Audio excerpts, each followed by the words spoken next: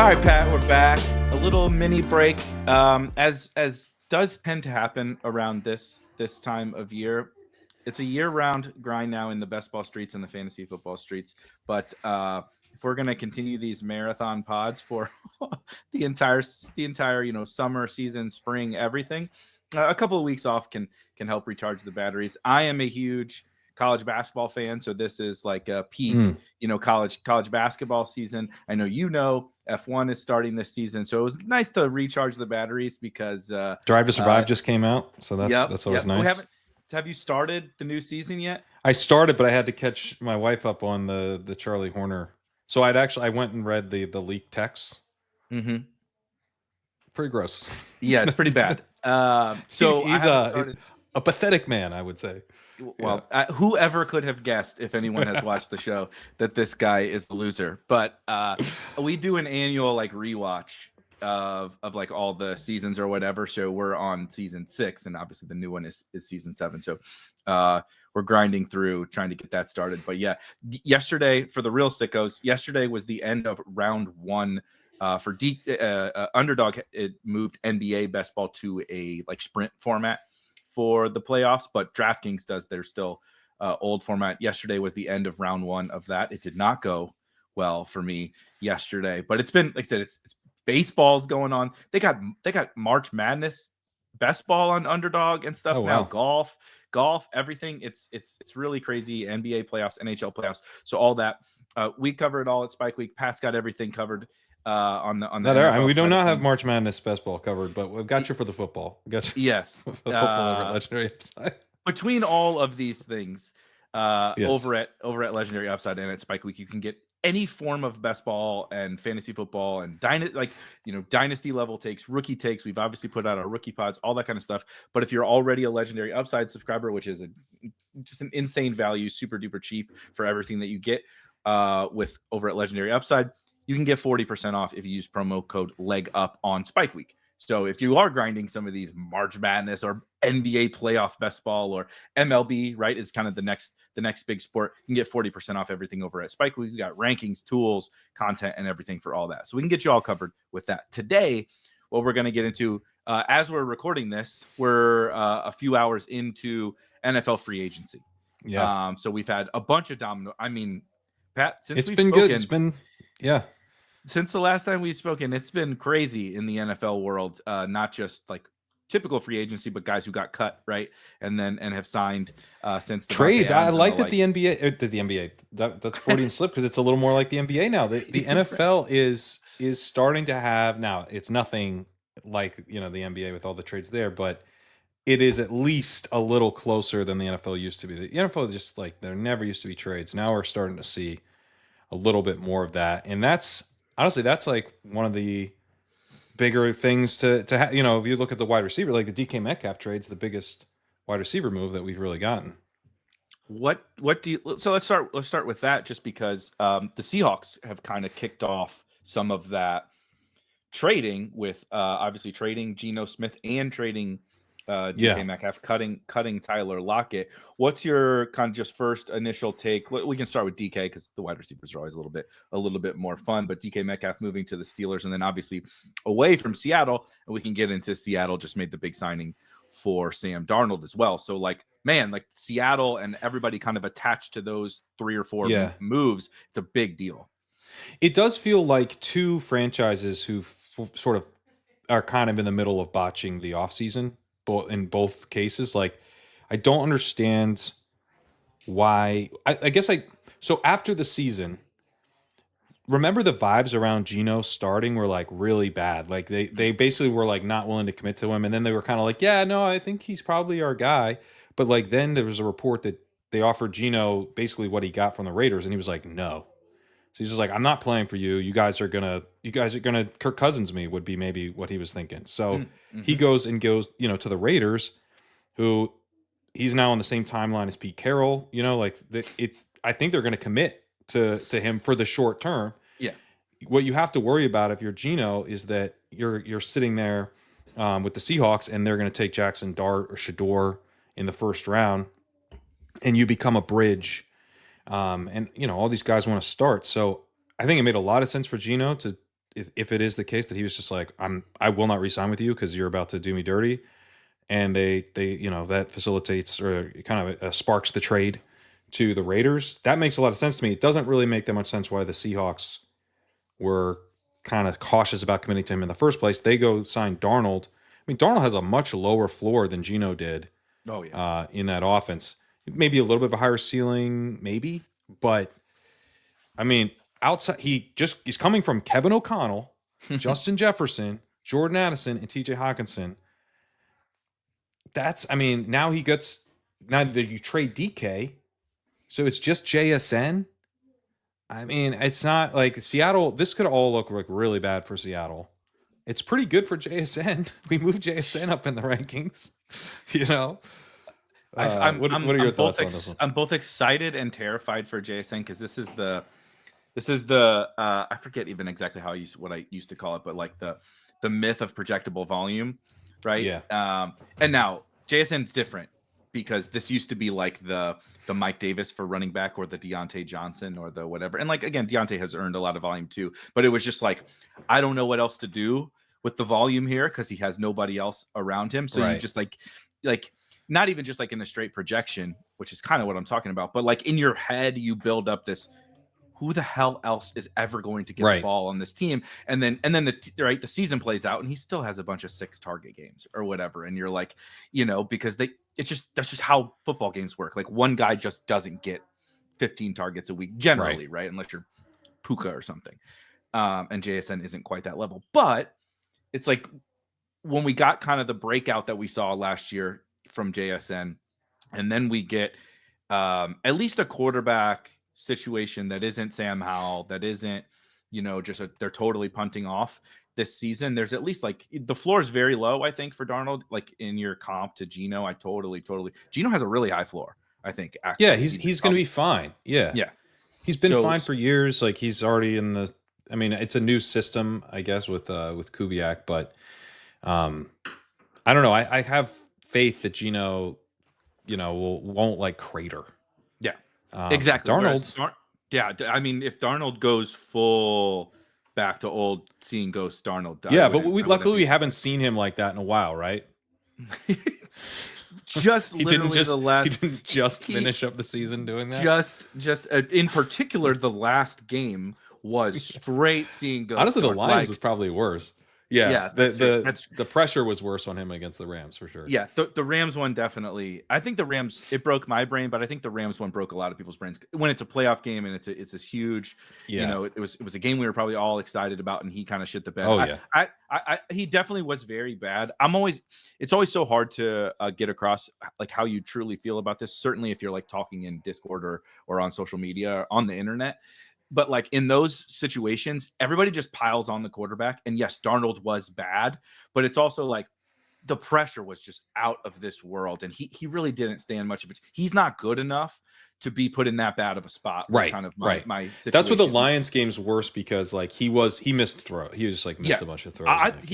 He was objectively terrible in the Lions game, missing throws. And he made some monster throws in that Rams game. Was it to Jefferson or Addison over the middle? He hit the like 50-yard in between the state. They're playing Tampa 2, right? He hits over the linebacker in between the two safeties, just an absolute dot. And I'm like, holy shit, that's one of the best throws like of the season. But it was one play amidst 40 like just total disaster. So anyway, but I think that epitomizes the Darnold like.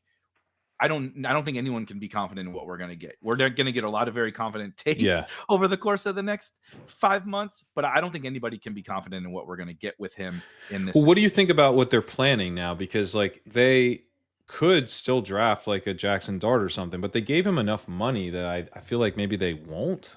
So 3 years, 110, 55 guaranteed. I haven't seen like the exact structure, but that was my first take in our Discord when it came out was, I need to see the structure of the contract because it sounds like, 3 years, 100 million sounds like something. What my guess is, given 55 guaranteed, what my guess is, obviously this year is like let's see if that Darnold thing was real. Right. He's like 7 years younger than Geno or something like that. So it's like, we kind of, we're probably not going to, we're definitely not going to get Cam Ward. We may not get any quarterback that we like in this class. If they may not like one either, right? In this class. So let's just take the swing on Darnold, right? And see, like, maybe it's something. It's probably not, but maybe it's something with Sam Darnold. And if it is, worst case scenario, if it isn't, next year he's just a bridge.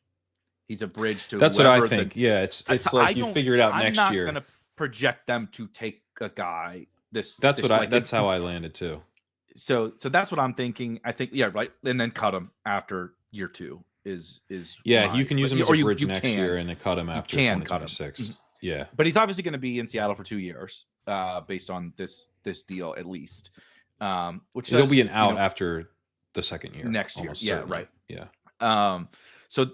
But I'm a little bit. Yeah, Seattle is the difficult thing to judge. I know we'll talk about Metcalf and Geno some more too, because the offense has gone from the last 2 years of me being really excited, once they drafted JSN, and then still had Metcalf and Lockett and even Noah Fant, we could talk ourselves into being exciting, and Ken Walker and Zach Charbonnet, right? And then Geno. I've always been kind of bullish on Geno as like the point guard guy. He's so accurate. Yeah, he's a point guard. He can move. He can move. He's like he's not a good comp. Improves the Raiders situation a lot. So I think that's the thing I'm most excited about in all of this, is what he can do specifically for Brock Bowers. But if they bring in some more firepower, he's at wide receiver, for Bowers. Great for Bowers. Bowers might just like set the. So I've had Trey McBride actually just slightly. I think I have them next to each other in the rankings. I haven't looked in the past few days, but I love both of them. Basically, my stance is I love McBride is an awesome pick, but Bowers. I mean, I don't understand. Bowers ADP is 16. We have him at 12 in our rankings. Mm-hmm. We have him ahead of Genty. Got him ahead just behind Malik Neighbors. Like I have a bag of Bauer. I think Bauer should be the 101 in FFPC drafts. Like, this dude is set up for a monster season. Is an all-time tight end prospect, has the best rookie season ever, gets a quarterback who fits his skill set perfectly, gets a new regime who is pretty clear in every move they've made. Their goal is to compete. They're not doing like a rebuild. They're not trying to find the quarterback for, the next decade. They're like trying to come in and hit the ground running and play good football. What could be better? This is like so good for Bowers. And by the way, I guess what could be better is it's not really that good of a receiver class. No. They could take Tet McMillan. They could take Tet McMillan at 6. That would be a little bit bearish for Bowers. That would be enough where I would actually like knock him down a little. Not like a ton, because he'd still be the tight end 1, and and the passing offense would be a little bit more exciting and all that stuff, but it wouldn't be good. What I think it might be even more likely, though, is that they take Genty. And now you have, I know, which they shouldn't do. That's too early to take a running back. But from a fantasy perspective, they absolutely should do that, because that would be really, really fun. And then you've got Chip Kelly. There's going to be some pace to this offense. Mm-hmm. So, yeah, I'm very bullish on Bowers. Yep. That's exactly what I was going to say was, I think I'm a Trey McBride slappy. Slappy's not the right word. I'm big on McBride too. Like I love him. So I just had them kind of like right next to each other, and I've been making this because I've felt so far this offseason that people are like head over heels for Bowers, and so am I. I have Bowers ahead, of ADP, blah blah blah. But I was like, let's not forget Trey McBride in this elite. I think it's two guys, right? It's not just Bowers. It's both of them are these superstar young tight ends that like, man, like it feels like the old school Kelsey days. I'm not saying they're going to do what Kelsey did, but in terms of like, God, let's just lock in this floor from this absolute superstar.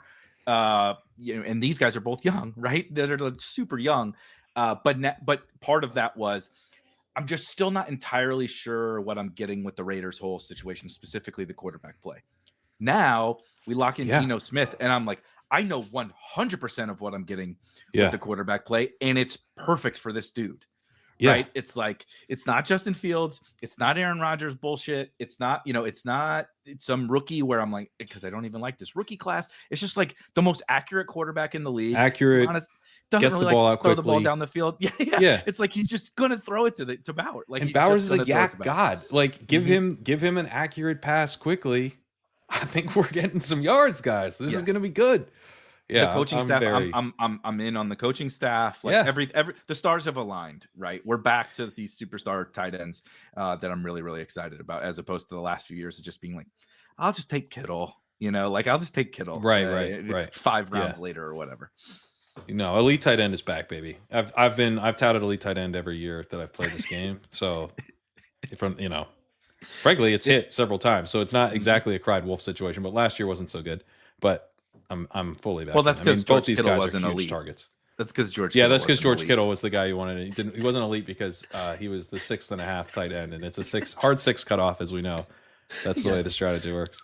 100%. You can't. 0 RB doesn't count unless your first running back doesn't count. This stuff. Don't use principles and apply them with nuance. That's not how this works. What the fuck is nuance? So do you have anything else on either Darnold or Geno? Because I didn't want to talk about. We need to talk about Metcalf. No, I think we covered that. I mean, I guess like the Seahawks. What do you like?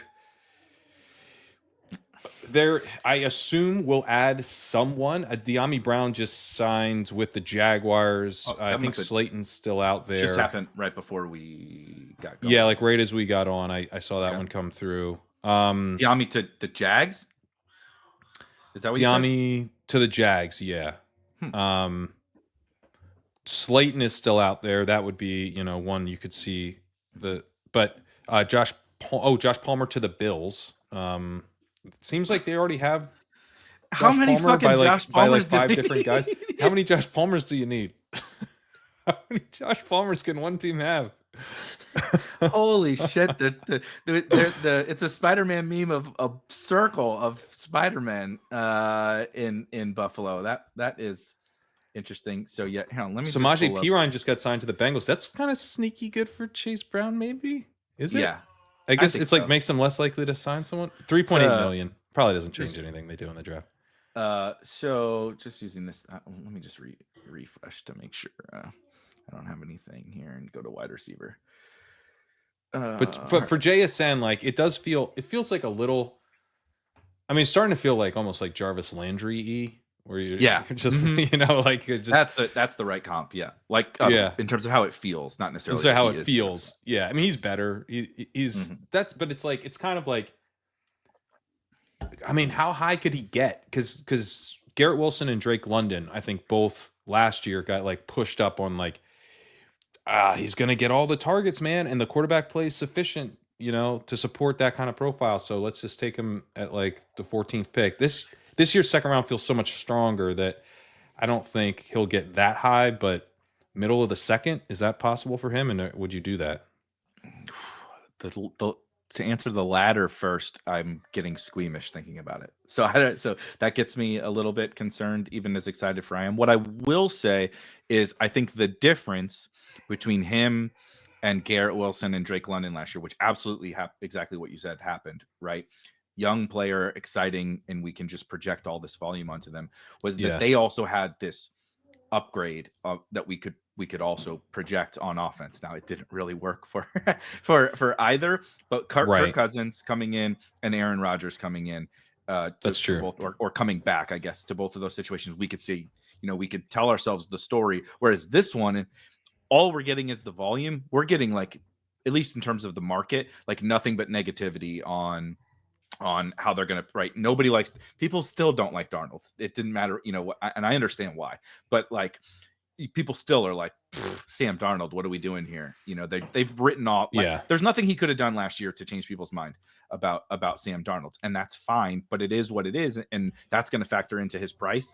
And then like he has the projectable volume, but people are going to be like, look at this off. Like you said, it's going to be like Darius Slayton and Nick Westbrook-Akine or something alongside JSN. Like it's going to be rough. Yeah, I mean that's their best case scenario, I think. Well, they could obviously draft someone. They'll probably draft a receiver in the first round, but there's these dusty vets here, right? I shouldn't call them all dusty, but like there's, I mean, they're not bringing Lockett back, obviously, but they're pretty dusty. I mean, Keenan, you're not going to sign Keenan, right? You already have Jason out of the slot, a fit, right? Keenan's not a fit. Like, are they really going to do Nuke, or Amari or something? Like, I mean, technically they could, but that doesn't bring any excitement. Those guys sucked on Those guys Are we gonna have to sucked on rank the Jake best- Bobo? Probably. They love. Well, I guess it is kind of still the same coaching staff that has liked Jake Bobo in the past. Marcus But right Valdez now- Scantling? Could Clint Kubiak bring him in? Oh, good God! Right now, Jake Bobo is a starter on the outside, right? I know. That's we what would I'm have saying. we would have to project him as a starter, and he's going to run like all the routes right Yeah. now. Yeah. I'm already in. 18th Buddy, round. if you like Demarcus Robinson last year, who was showing You're on gonna our love Jake stream Bobo. right now, you are gonna love. I think Jake Bobo ran a 4.8. I'm pretty sure Jake Bobo ran a 4.840 at the combine. It was something extremely slow. Let me look it up.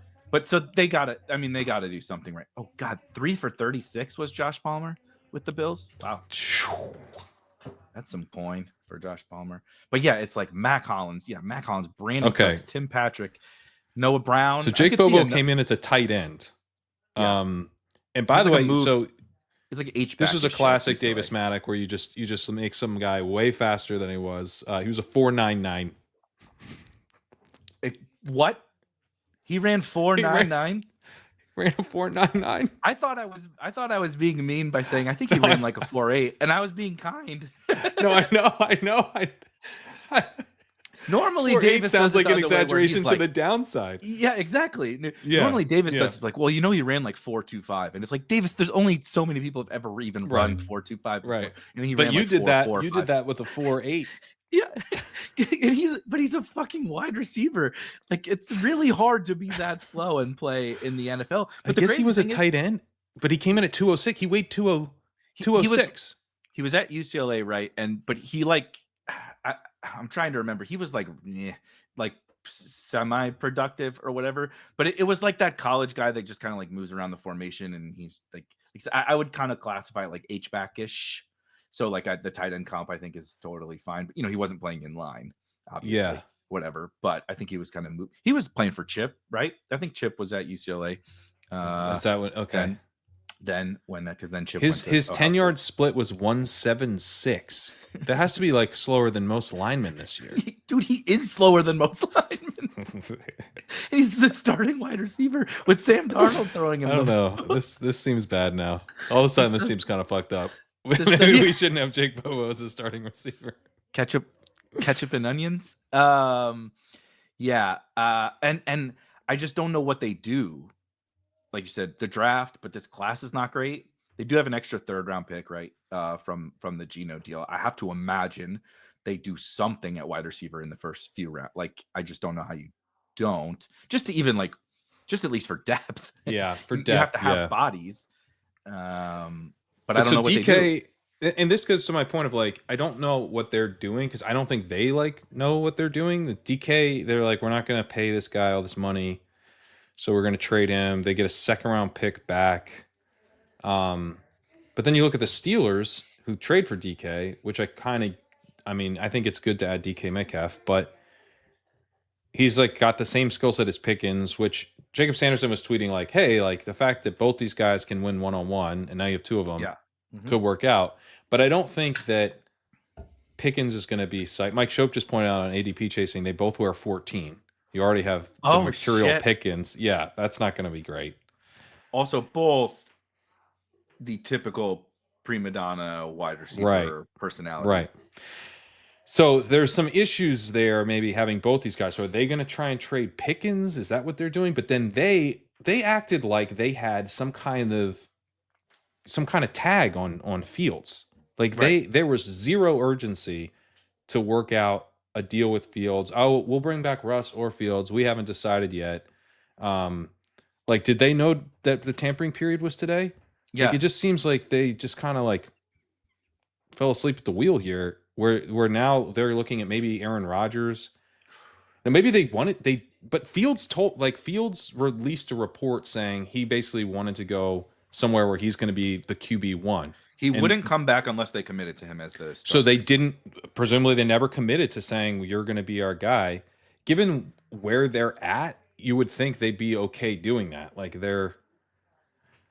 I don't know. I would much rather have Justin Fields than Aaron Rodgers. I just think that's not even close. Yeah. Aaron Rodgers took the Jets, one of the more talented teams rosters in the league, ran the coach out of town, who was not the problem, and sunk the whole ship. While making Other them than that, trade, it was great. while making them trade for his buddy Davante, who they then had to eat a whole shitload of money to cut, and then the Rams scoop him up for cheap for I mean, everything he did toward what we've been excited about, right? They did it. Now, I don't want to say they did it perfectly right, because that's definitely not true. But they built the right. Now, they whiffed on the QBs for a while, obviously Darnold. But they built the team, right? We talk about this all the time, kind of the anti what the Steelers are doing right now. It's like, just keep drafting the right positions, keep taking corners, keep taking wide receivers, keep taking linemen, build up the roster. Don't force the quarterback. You already whiffed on Darnold, right? And now once it's all ready, you can drop the quarterback in. And that was Rodgers, right? It was like, look at Sauce, right? You hit on Sauce and you hit on defensive linemen, and you got Garrett Wilson and Brees. You got and this young offensive core. All we need is the quarterback. Rodgers is the perfect one, right? This is his right off into the sunset. Yeah. And although they completely misplayed that, because they were like, there was a question about who had the leverage, because the Packers clearly wanted to move on from Rodgers and couldn't pay him. They couldn't, they needed to get his salary off the books. Mm-hmm. And the Jets really needed a quarterback. And the Packers were like, we have the leverage. And the Jets were like, we do. And then they were like, actually they called back. They didn't even, they were like, actually you do. What do you want? It just completely folded. The Packers had no leverage there. And the Jets they gave up a second? What'd they give up? Yeah. They overpaid. Too much. Clearly. Too much. But he took this really good situation and truly burned it to the ground. Aaron Rodgers did.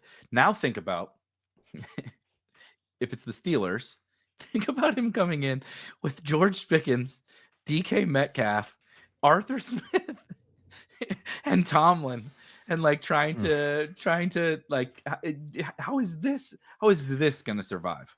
There's no way. That's part of why this feels discombobulated to me, is that you're getting, why trade a third for DK Metcalf? If your plan is to have Aaron Rodgers target Alan Lazard every other play, right? It just doesn't make any sense to bring in Metcalf. Is not an Aaron Rodgers type of receiver. No, it's be where I expect you to be at exactly the time and place that I expect you to be there. I'm not gonna be chucking up 50-50 balls. Now you have two 50-50 ball outside wide receivers. And probably Alan Lazard. That's your wide receiver 3 now. Well, let's not discount Randall Cobb coming back. Randall Cobb comes back from retirement.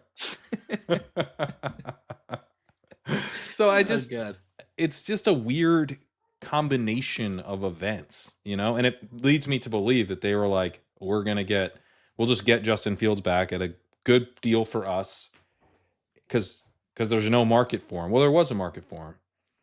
And now you're stuck probably bringing in Rodgers. I mean, the Giants are also in the Rodgers game, so they might not even get Rodgers. It might be Russ Wilson again, which is pretty brutal given the way last season ended and how old Russ is. I think, although Russ and DK reuniting, that's true. We'll get a few moon balls, but that wasn't particularly fun with Pickens. It was fun for a minute, and then we know how this story ends. He'll hit a few moon balls across the season. They're going to win 9 games, and they're going to lose to the Ravens in the first round by 30 or whatever. It's that's my frustration, is just not frustration. I give two shits about the Steelers. I don't, but it's you guys are so close, man. You're really not that far, and we just keep screwing it up. And so I could certainly be wrong about this, because it's George Pickens. I think he's a crazy person, and he may want out after this. He certainly could. I think Pickens is good. I know. The personality stuff's starting to be a little. I've always liked worrisome, him. I suppose, but I like Pickens, man. I've always liked him. I think he can play, but he's got to get out of his own way a little bit, I think, to be a little bit more of a complete wide receiver. But nonetheless, I actually like if I'm building a team, or at least I'm building the Steelers, I guess I should say, given how this is all played out, right? That they've been the Jeff Fisher of the AFC, a little bit better version of the Jeff Fisher teams. Just making the playoffs every year, but going 8-8, 9-7, or whatever. You know what I mean? With 17 or with more games now.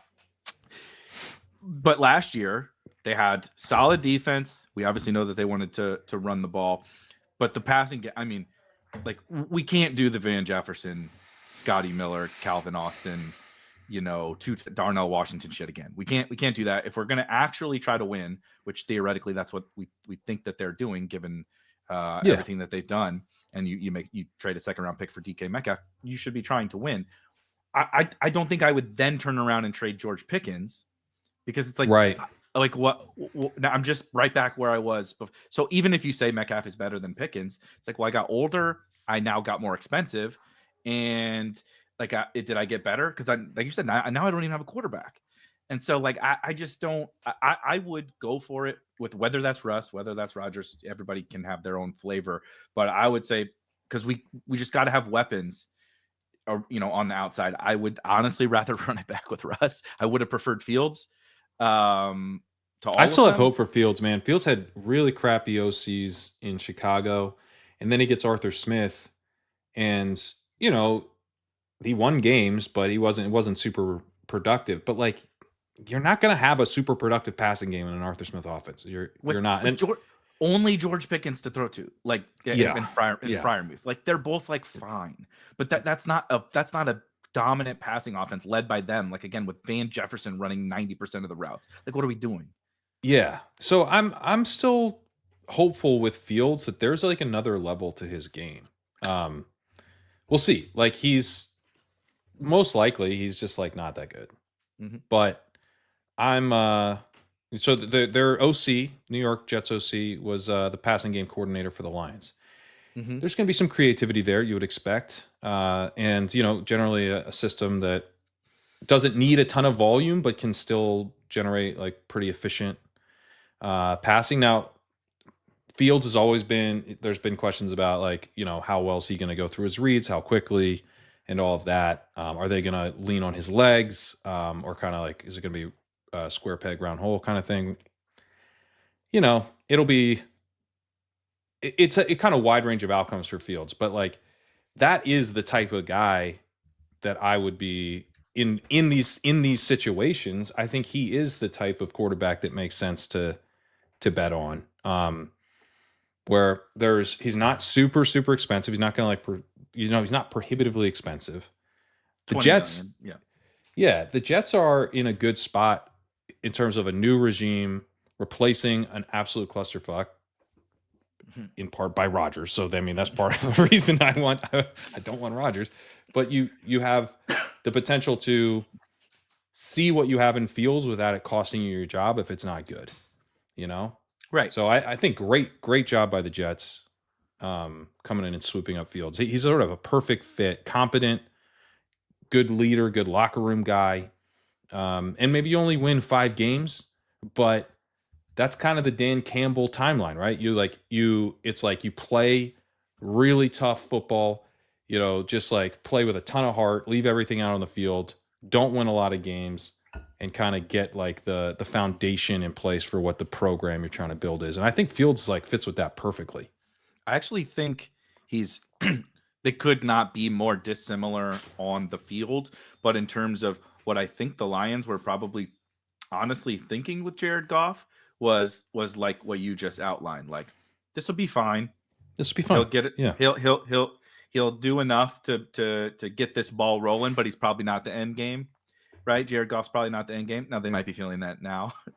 He's outplayed what they had expected. They definitely have changed their tune on that, right? Rightfully so. Jared Goff's been very good outside of the couple disastrous Goff games that we tend to get like happened this year in the playoffs, unfortunately. But they probably thought like we'll get a few years out of this guy as we build this thing up, and then we'll have the whoever the next new guy will come in and take us to the that's going to lead the dynasty moving forward. I kind of think that's what Fields can be in this kind of a situation. Is he probably the answer long term? No, probably not. Probably not. It's worth the shot. Like it's like this opportunity cost conversation is like, what the fuck else are you going to do? Like you said, do the Rodgers thing. We know that's not going anywhere. Not even just because he's a disaster, because he's fucking 45 years old, right? Like the Russ thing, is Russ going to work? No, probably not. So now you're like, okay, him, trade for Geno, who's 34, by the way, who we also kind of know what it is. He's not leading us to the promised land. Darnold, right? Like, what would you rather do? I'm like, I don't know. I'd still just rather swing on Fields, because what's the worst case scenario? Like, I don't know. It can't be much worse than all the rest of these guys. And at least there is something to say, I don't know, if this thing all really comes together, given the athleticism and the arm, and if we can coach him up, like, I could see something here. You want it's like upside versus expectations, with these quarterback signings. And Darnold's expectations are now like, and part of the expectations is the money. So how much are you paying this guy? Now the fans rightfully are going to have higher expectations. You have to pay Fields less. The expectations aren't high. You're kind of saying, like, we basically, we're building. This is like, we're going to be building. We're going to put a product out on the field that doesn't make your eyes bleed, but this isn't a Super Bowl. We're not pushing in for playoff run here. But I don't know. I mean, with the Darnold signing, you're kind of like, we're going to try and win this division. And this dude was just really won 14 games last year. It's just like a little bit more dangerous. I like the Fields signing a lot. It's one that if it doesn't work, no one will be that mad. And there's legit upside still. I do really think that we don't know for sure that he can't be a pretty solid starting quarterback. I think that's it. That's it. That's the summary, is like, we don't know. Is it most likely?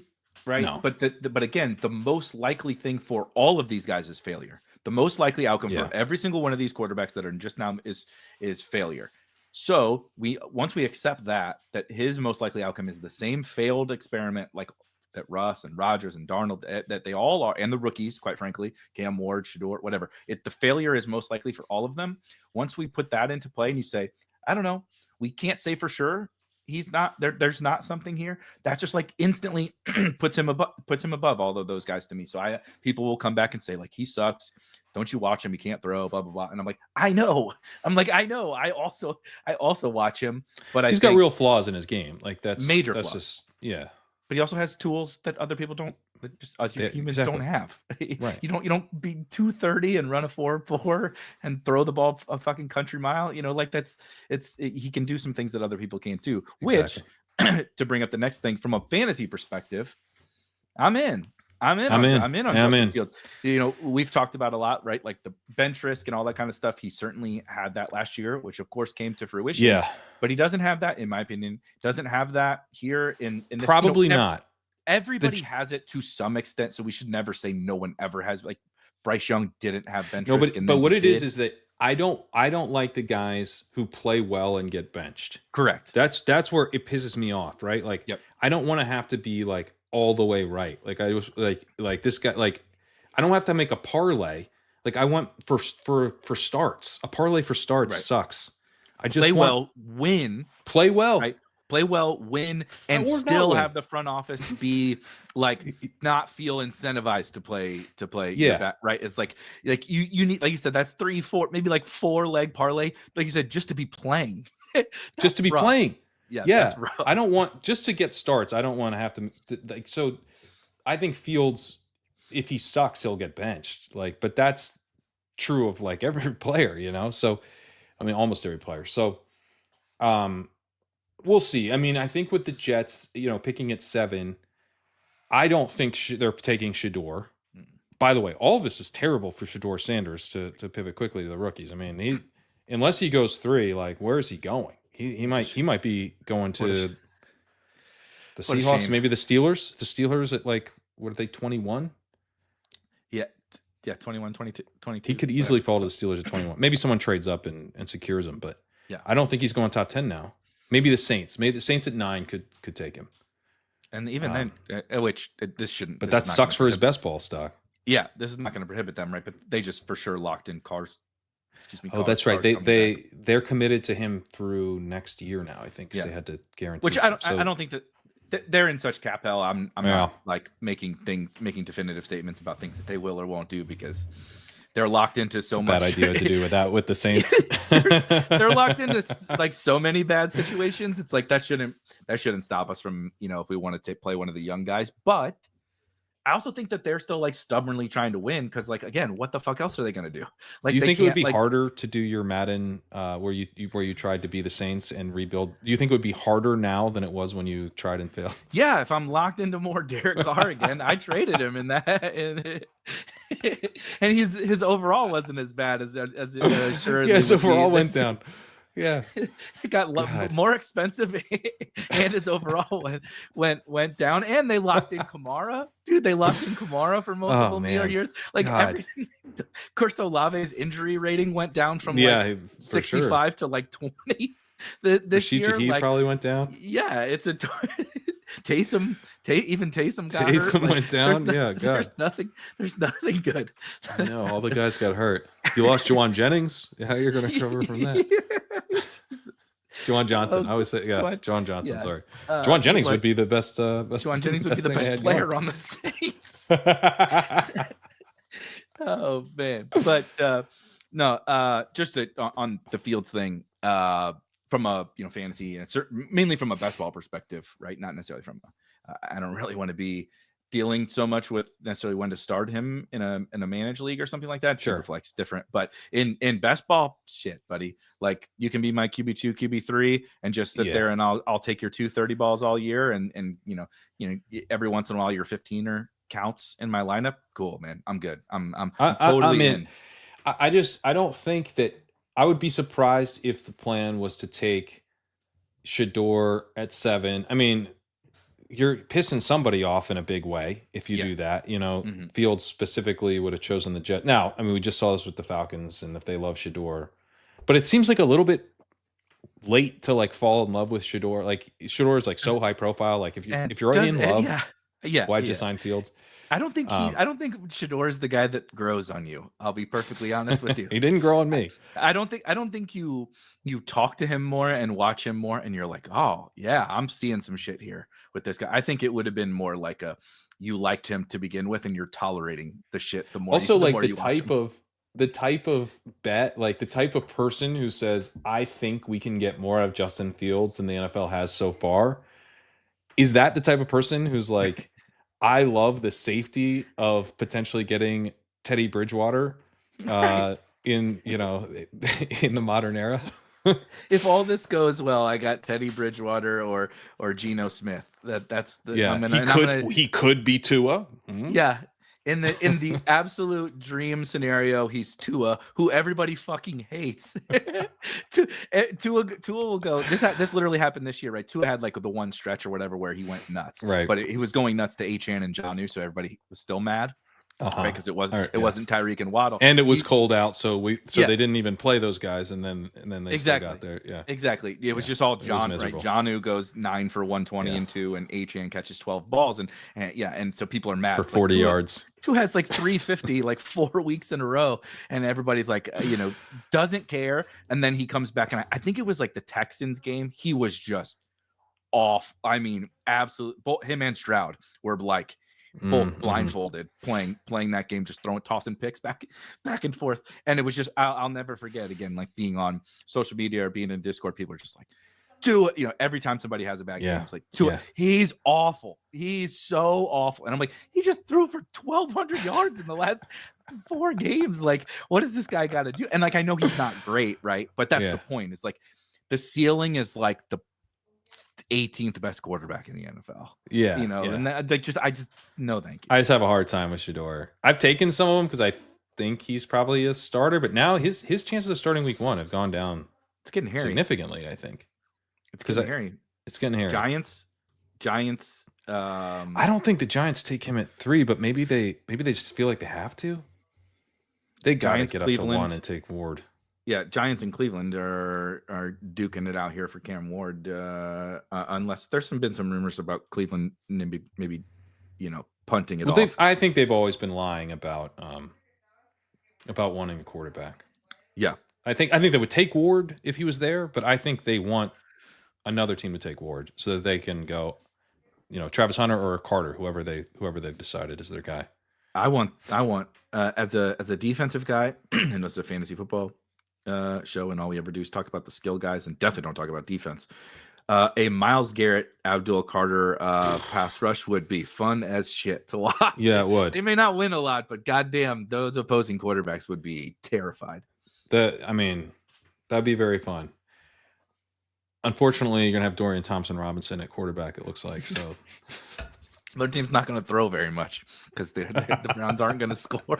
You only need to score 3 points to beat them.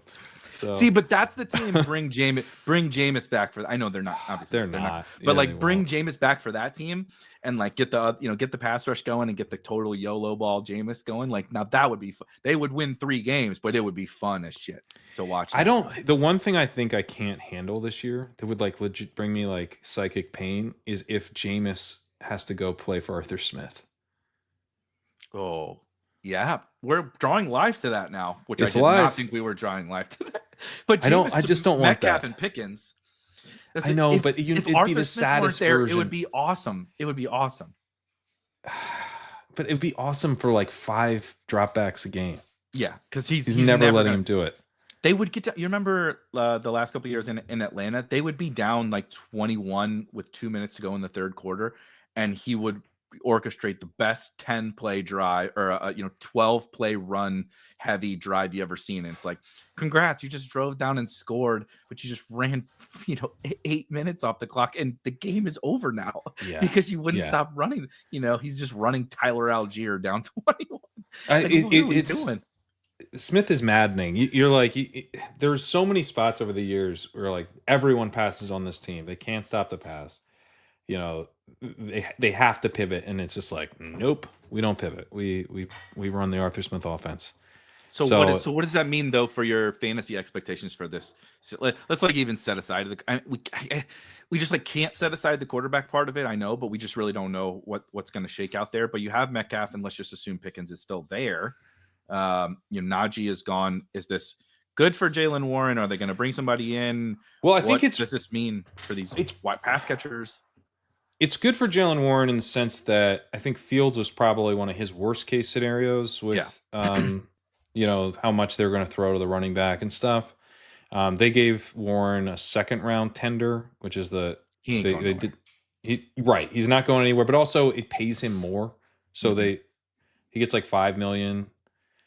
They also then gave up their 2nd round pick to get Metcalf. Right. So unless they take a running back in the 1st round, so they're out of the 2nd tier running back mix now. Really, he's probably he's not going to get Travion Henderson or even Judkins. Hampton, is probably unlikely. Mm-hmm. Yeah, maybe Caleb Johnson would be there, which would be kind of a natural fit. That would work. Yeah, that would work very well. Arthur Smith has probably already been begging for that one. I know, Caleb Johnson. But you're looking at potential outcomes with Warren that are Damian Martinez, Ollie Gordon. Those are pretty good outcomes for him, I think. Mm-hmm. So, I think he moved up a little bit. We're 6 picks ahead of ADP. Nothing crazy, but Pickens down. I was pretty into Pickens because I think he's good. He's the clear number 1. I didn't expect him to trade for DK Metcalf. So I think Pickens, but I still think Pickens is a worthwhile pick in the 6th round. He is the better in best ball. Yeah, man. Guy. As long as I know I don't have to figure out when to start him, he's gonna hit home runs. How many? I can't. I love those guys, right? Yeah, we talked about Pickens, with Justin Fields. I love the guys that, and sometimes the market doesn't, right? So sometimes you get Gabe Davis who gets catapulted up to the 3-4 turn after the big run. What was that, 3 years ago or something like that? After the 4 touchdown playoff game, I don't want to pay that quite level of a premium, but also a lot of the times you get these spike week players, these better in best ball players who the market slides down because they don't project well. We're not always sure exactly, kind of like Gabe Davis maybe last year. I know inherently he's gonna catch some long touchdowns. He's gonna have some big games. How many, how often, when are they going to happen? I have no fucking idea, but I just love those. I want those guys. I don't want to be on a full fade on those guys so long as especially not if they're not expensive. Yeah. So yeah, I mean, to me it's Jameson Williams, but we're more sure he's good. So I'm still down in the 6th round, maybe late 6th, but I'm still down with Pickens. Metcalf should definitely fall a bit. Let's see. we're slightly behind. I think like around pick 50 is fine. Like late fourth range seems fine to me. Where do we have him? Metcalf. We got him at 49. So what are you hoping for, just to polish the Steelers? What are you hoping for at quarterback? You're hoping that they sign probably Rodgers, unfortunately, but I think he's about as good as you can hope for now. Warren's probably a smash with Rodgers. Warren's probably a smash with Rodgers, yeah. As much as I don't want to see it, Jameis is, because this is the thing. I think this is why it's so bad to just like act like you're better than signing Justin Fields and having him as quarterback one, is because it gets gross. I mean, Russ Wilson, I guess, would be. I mean, we're one of your better outcomes now. Russ, Daniel Jones, Jameis, Aaron Rodgers. Yeah, no thanks. It's Mac Jones, Jacoby Brissett again. Like Jesus. there is no one else. Yeah, I mean, Russ and DK would be okay, but then you're hoping one. I think the number one thing, because the quarterback situation sucks regardless. So your number one thing is you hope they trade Pickens, just so he can hit like 28% target share. Yeah. Right. Pickens going like now a team that I am contractually obligated. The contract's with myself, but I am contractually obligated to talk about the Patriots. And so the Patriots Milton here. Williams in your IDP leagues? Is he the one? Yeah, Milton Williams 101 in IDP Dynasty. Ahead of Drake May, weirdly, which seems like it seems like I've jumped the shark there. I get the argument, a lot more but money. He makes a lot more money. He makes more money, so you got to take him first. But I mean, the Patriots cannot get a wide receiver to play football for them. Godwin told them to save their lives. Take it, shove it where $20 million. They offered him $20 million and said no, thank you, New England. I could. Josh McDaniels is not $20 million. I will not play for Josh McDaniels. Not it wasn't Drake May. It wasn't Drake May, and it's not like the nostalgia of the Patriots. It's just like stay and play with Baker and Evans, my boys, or go and deal with fucking Josh McDaniels. He's like, that's not worth $20 million to me. Which is like, Jesus, man, that's a lot of money. That's so bad. That's such a bad sign. So they're gonna have to now. I'm convinced, because there was a report that there was a third on the table. But the Steelers wanted a second, or sorry, the Seahawks wanted a second. They got from the Steelers. I'm convinced that third must have been New England's, and that they wouldn't go to a second because their second's so high. Yeah, right. Like that. So I think they probably tried to, maybe reporting will come out that says that's not true, but that's my assumption right now, not knowing. And they were really in on Godwin. That was clear. And offered him $20 million more, and he wouldn't take it. So. I'm sure they would have been in on T if he had been available. Mm-hmm. So do they take T-Mac now? I think they should take Membu. I think not. The Ronnie Stanley they really, really wanted. Mm-hmm. He resigns with the Ravens. I guess you could take. I'm blanking on the dude's name now because his arms are too short, so I don't have to remember his name. Will Campbell from LSU. I think you could. I don't know where like they stand on the arm length thing, and I don't frankly know how big of a deal it really is. So I would say him or Membu both make a ton of sense. Tet's stock has fallen a little bit, and you can probably get a receiver in the second. And their tackle situation was just so bad. Like they got Morgan Moses, and that's great. Like he's 34. They signed to a super overpaid 3-year deal, and that's like a huge deal for them. They needed to get that done. Not to move away from your. I can't believe you're a Patriots fan. I fucking hate the Patriots. I'm not a Patriots fan. I know. I don't like the organization. I like Drake May. You've become attached to them. Yes, so it's not really a fan. But I want good things for Drake May. You now have an attachment to them, which is painful because I fucking. It's painful for me. It's very painful. I don't like it. I get to enjoy. I do like Drake May, so it's that part sucks. But you bringing up the offensive line stuff. I think we have to at least shout out the Chicago Bears of course, getting Ben Johnson, but then solidifying, like just straight immediately. Ben Johnson was like, "Yeah, we're not doing like." Yeah. We're not doing this. What you guys The have been doing urgency. the last couple of like Nice to immediately see. come in, trade for 2 guards, get the best center on the market immediately. Jonah Jackson was not very good with the Rams at guard, but he was. I'm not an O-line expert. This is me reading. Was that he was very good for Ben Johnson, and so Ben Johnson likes and wanted Jonah Jackson, which I think is I trust Ben Johnson, so I think that's a positive thing. And then getting, two other awesome interior linemen drafted a tackle last year in the first round.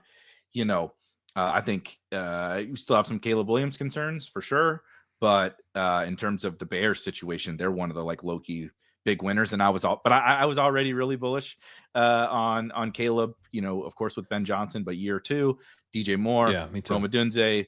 I've been drafting a good amount of Cole Kmet actually as a late round tight end. Not like I love him or anything, but again, I trust Ben Johnson. I actually used to think Cole Kmet was kind of. I know he had a bad enough year that I'm kind of worried.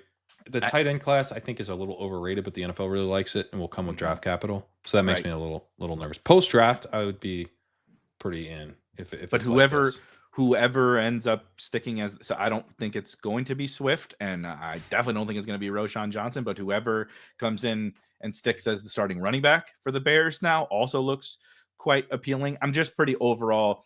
Those offensive line moves were a big deal to me for the Bears, and I'm pretty excited about their offense. No, I've been psyched about what they're doing. Center, 2 guard additions. That's what you want to see. So they're running. I mean, I think Swift is not going to be their starting running back, and it's such a deep running back class, and they have 2 second-round picks. You could easily see them bringing a starting running back there. I want Henderson. Henderson would be really fun. Bears. He would really fun on the Bears. Henderson makes a lot of sense in the second round because he gives you that explosiveness that's like harder to find, and then you can, because I could see them doing it both ways. I could see them going like Judkins, and then you could get like an RJ Harvey or Marcus Yarns and do like kind of a pass catcher Swift replacement. Because I mean, Ben Johnson already gave up on Swift once. I don't think he's part of their plans, would be my guess, but we'll see.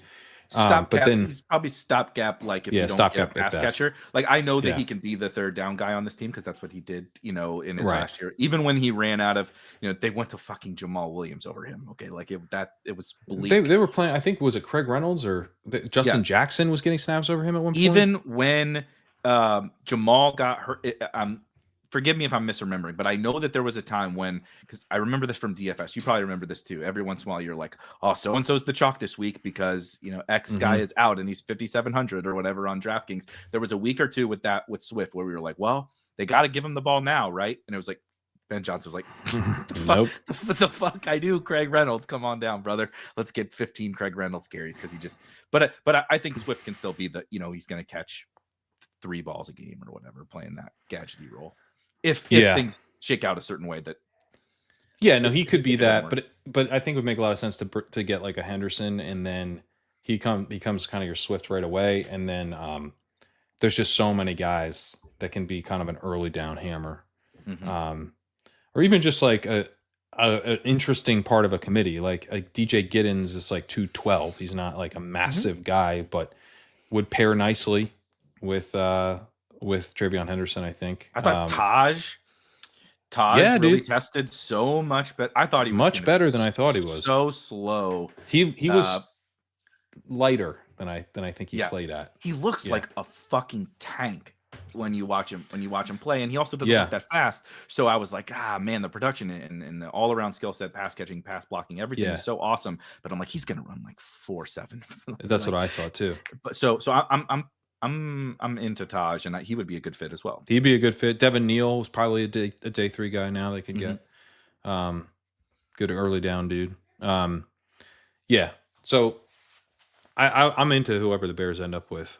I'm not really taking the running backs now though. I just don't see the job security or really the upside. I guess Swift could make me pay for that if it's just status quo, but I don't know. It seems hard to believe that the guy who ran him out of town is now his offensive coordinator. It would be kind of shocking. I think nothing's impossible, but I think it would be kind of shocking. Has there been any news on Najee? I'm just looking at it. I'm trying to see if there's any names that Garrett Wilson and Fields. I didn't even realize that Ohio that's State. Ohio State bros. There you go. And he already locks on. I've already seen the. I feel like. Again, I know we've talked about this. Like, I feel like I'm taking crazy pills. I feel like I'm taking crazy pills every time we talk Justin Fields, like from a pass game perspective, because all people can see is like he's not going to throw for a lot of yards, and I'm like, that is true, but all he does is throw to his one. Like, that's the only because he's not a very good passer. It's like, fuck it, Garrett's down there. He did it with DJ Moore. He did it with George Pickens. Now, he really did it with DJ Moore. DJ Moore had a huge ceiling monster weekly, not season. Weekly, he had one of the biggest wide receiver games of the last several years. It was against Washington. That was when Washington was real bad on defense. But it was like Thursday Night Football or Monday Night Football. DJ Moore went for like 45 fantasy points. I think it was Thursday Night Football because anyway, it was it went for like 45, 50. But that's the kind of Sam Howell does this, right? That like the really bad, and Fields is much better, but the really bad guys who we are not bullish on them in a vacuum in terms of their quarterback play, it's because they can't read a defense. It's like, well, yeah, but that just means he just throws it to the first read, which is DJ Moore and Garrett Wilson and George Pickens. And like, so they just get peppered with targets. So it's inefficient passing game, but they can kind of overcome sometimes. So I'm going to be price conscious on a Garrett Wilson, but I'm not like running away because the pass no, me neither. I honestly think I was like going through trying to figure out if we should raise or lower Garrett Wilson. And I was like, we kind of were baking in a lot of the negativity around this quarterback situation. So this is, if anything, it's neutral at worst, and maybe we should actually raise him slightly. So I will see if the market is in or out. I think they might be out because it's sort of like Justin Fields bad. Yep. But kind of like looking at our priors, I'm like JSN or Garrett Wilson. JSN or Garrett Wilson. Probably JSN, just because he's gonna like get like he will get fed. And they're both heavier offense. Yeah. Pass heavier offense. They're both, well, we'll see. I mean, Kubiak will probably be fairly run heavy, but they're both good young players. But I mean, I don't know. If you told me like, no, it should be Wilson, I don't think I would think that's crazy. What do you think? I'm still kind of struggling with that one, to be totally honest, because I still think, and I it's so hard because like they even played together, in college, and like as the season wore on, we started to see JSN like rise to the level of Wilson and Olave, and even surpass them down the stretch. Now his best games were his particularly best game in college was those guys left because they didn't play the bowl game. But I haven't like truly dug in. Like I haven't done a side by side on those two wide receivers, so I probably need to do that in terms of be like, okay, who do I just straight up think is better? Because if I think Garrett Wilson is significantly better than JSN, I think I'm still going to side with him regardless of the pass heaviness and all that kind of stuff. But if I think they're very close, then it's going to be JSN for me. I think, like, as much as I love Fields, like, I mean, come on, we're talking about right. I trust Clint Kubiak. We talked about the Darnold floor, but I'm confident enough that like he can get the ball to JSN in the Kubiak offense. I think I'm still JSN, but God, actually, I'm going to raise Garrett Wilson a little bit. I think the offense looks bleak, dude, in Seattle. Like I'm squeamish. I get it.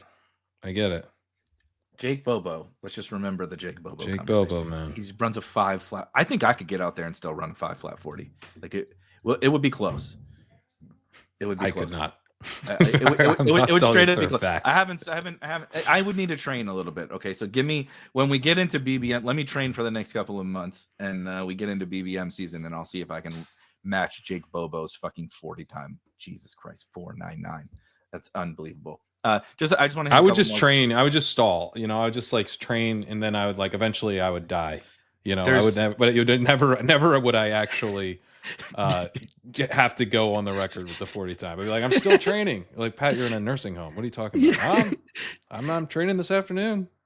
See, my body is so broken down, but you still have that like total willful ignorance, the arrogance, quite frankly, of like, I mean, I used to be fast, so it's like I could probably do it. And you're like, brother, you turned 37 in a couple of months, and you can't, make it a few weeks without like your back, hurting or rolling an ankle or something. It's good to have the fear of what you might run, because you can tell yourself you're going to run a 5 flat, and then you train, but then you'll know for a fact what your my 40 time. It's not 5 flat, but it could be around there for all I know, and I'll never know.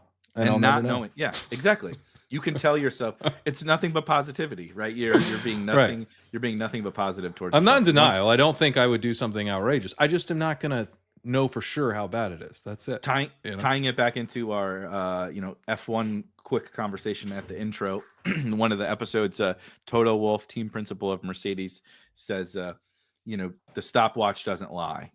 It was his, take about F1, and it's like there is nothing more true than in this one. Is like you can lie as long as you don't have a stopwatch. You can lie to yourself about the speed. Once that stopwatch comes out and it says 6-1, oh shit, this is bad. This is really bad. You don't want to be the slowest guy at the combine when there's 400-pound men there. That's all. Exactly. And I don't. There's no proof that I am. Right, exactly. You can't prove to me that I'm that slow. I can't prove to you that I'm fast, but you can't prove you can't prove it that I'm slow. What'd you think about on the Jets? I think about the one other guy we haven't really discussed, Davante Adams to the Rams. What do you think about that one?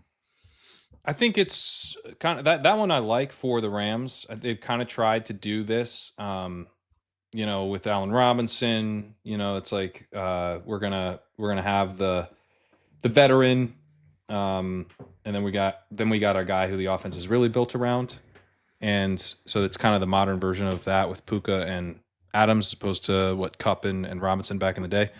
But I think this one will actually work because Adams can get open on the outside, and I think I get it. Like I understand that, like a little bit more about. Because Kupp and Puka are kind of more, it's like a duplicative skill set a little bit. Yeah. And so you get a guy who's younger than Kupp, right? Are they roughly the same age? I don't know. They're pretty close. They're pretty close. He might be even a little older, actually. Davante's 32. I know. But he never hit the target cliff. The Pat Daugherty target cliff. He never hit.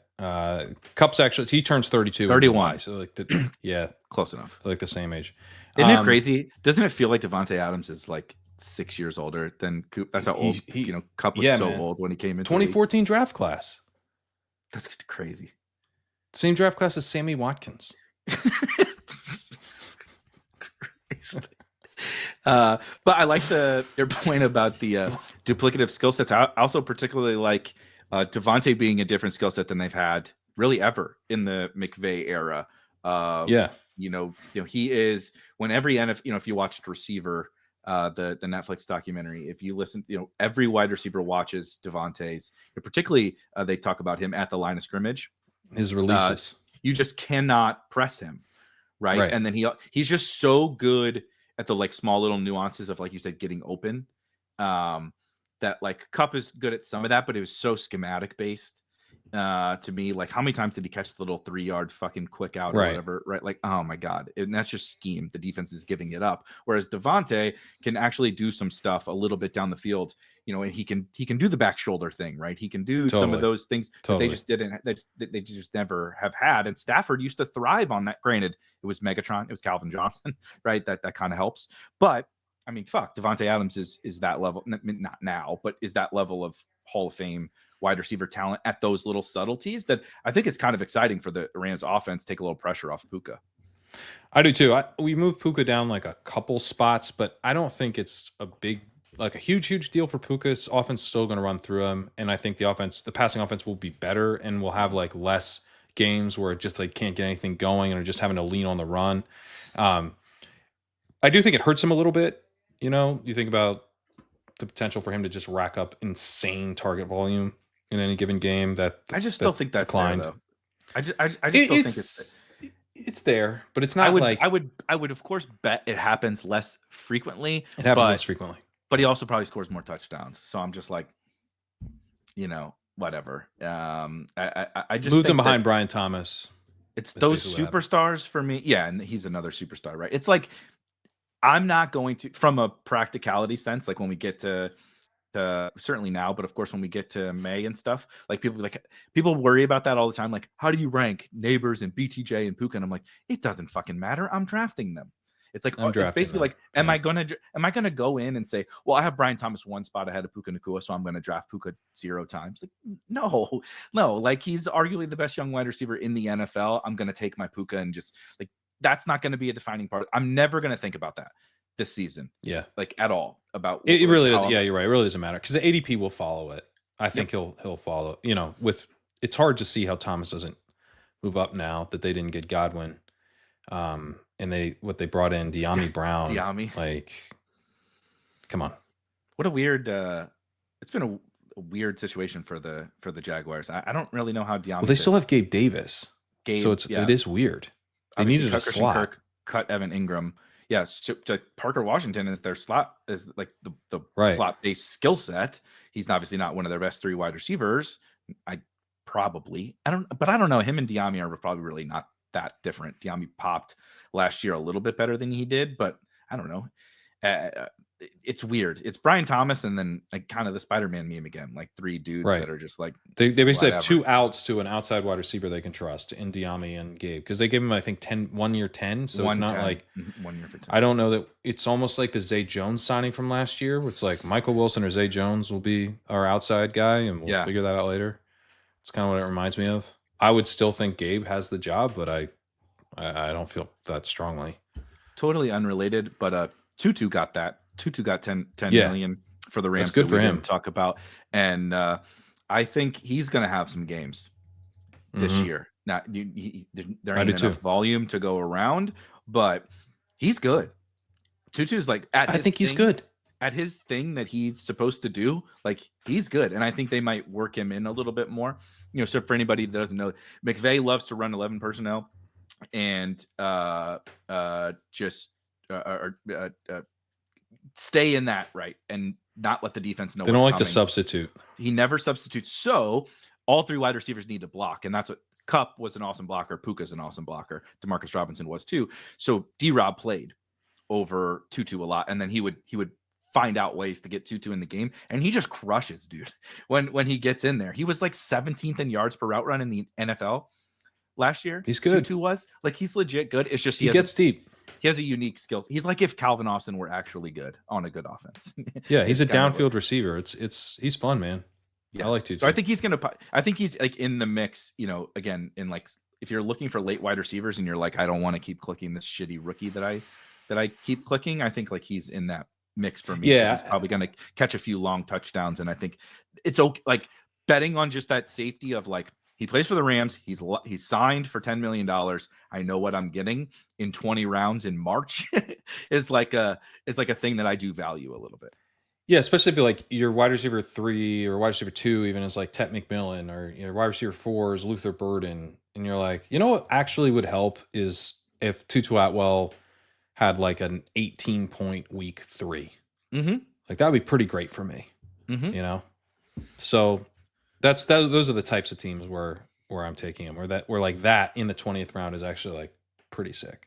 Also, notably not the picture of health, Puka Nacua and Davante Adams. True. Not exactly, you know. So you could end up with multiple games of like, you know, 70% route participation for Tutu Atwell, which seems pretty good for the last round. Not going to be like the guy you needed, but no, but sometimes those guys just have use, right? Like you said, score 18 twice or whatever, and it just happens to come at a good time when I needed it. Cool. I literally took Tutu over Puka in some drafts when he was a rookie, so that's kind of what I'm trying not to do. Like, you know, like if you're like, hey, I'm deciding between like this guy or like Jack Besh. Jack Besh is probably nothing, but like if your team, I'll take Besh if it's like even. Because I would prefer to have the mystery box most of the time, but some teams you're like the mystery box might be pretty painful if it's 0. You have 5 mystery boxes. It's like maybe let's not do the mystery box. Let's do the guy who I know is going to get I know he's going to have a couple good games and he's going to have a bunch of ones, but like that's but a couple good games is better than 0. Which you know, yes, Javon Baker. Hey, him and Vrabel likes him. Are you back? Are we back in on Javon? Well, so he did, he kept his promise last year. He said he was going to make people in the stands stand up, and they did, and they walked the hell out of that stadium.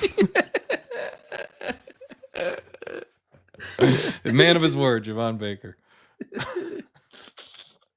Oh God, I love that it is March 10th. Javon Baker caught 0 passes as a rookie, and we still got time to discuss him amidst the free agency podcast. And he's not a free agent. He might be soon. Yeah, wait for cut down day in September or whatever.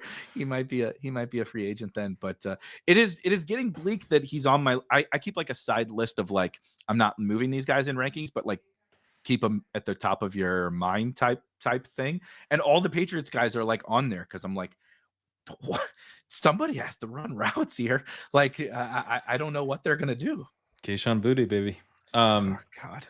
The Commanders just traded for Laremy Tunsil. So Okay. it looks like the Texans got back a package of picks. I'm looking to see if they have it here, but that's pretty nice. So a second and a fourth rounder to the Texans, plus a third this year.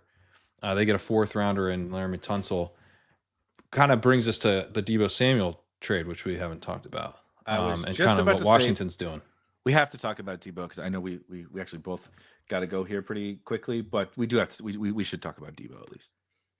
Yeah, no, and actually my out, I just plowed right through it. So if you got to go, then no, but I don't have to go anymore.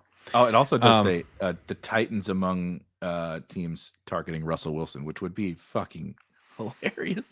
Just play Levis. What's the goddamn? I know Levis stinks, but just draft a rookie. Or I do love the idea of being like, Will Levis just isn't it. Let's get like the exact same type of moonball, but 15 years older, but older and weirder. Yeah.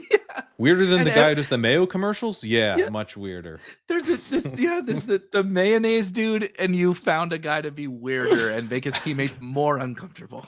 Like, how is that possible?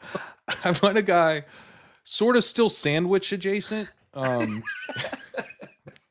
even weirder. Sandwich adjacent. That's the first time anyone's ever used the phrase sandwich adjacent, but it's good. It's true.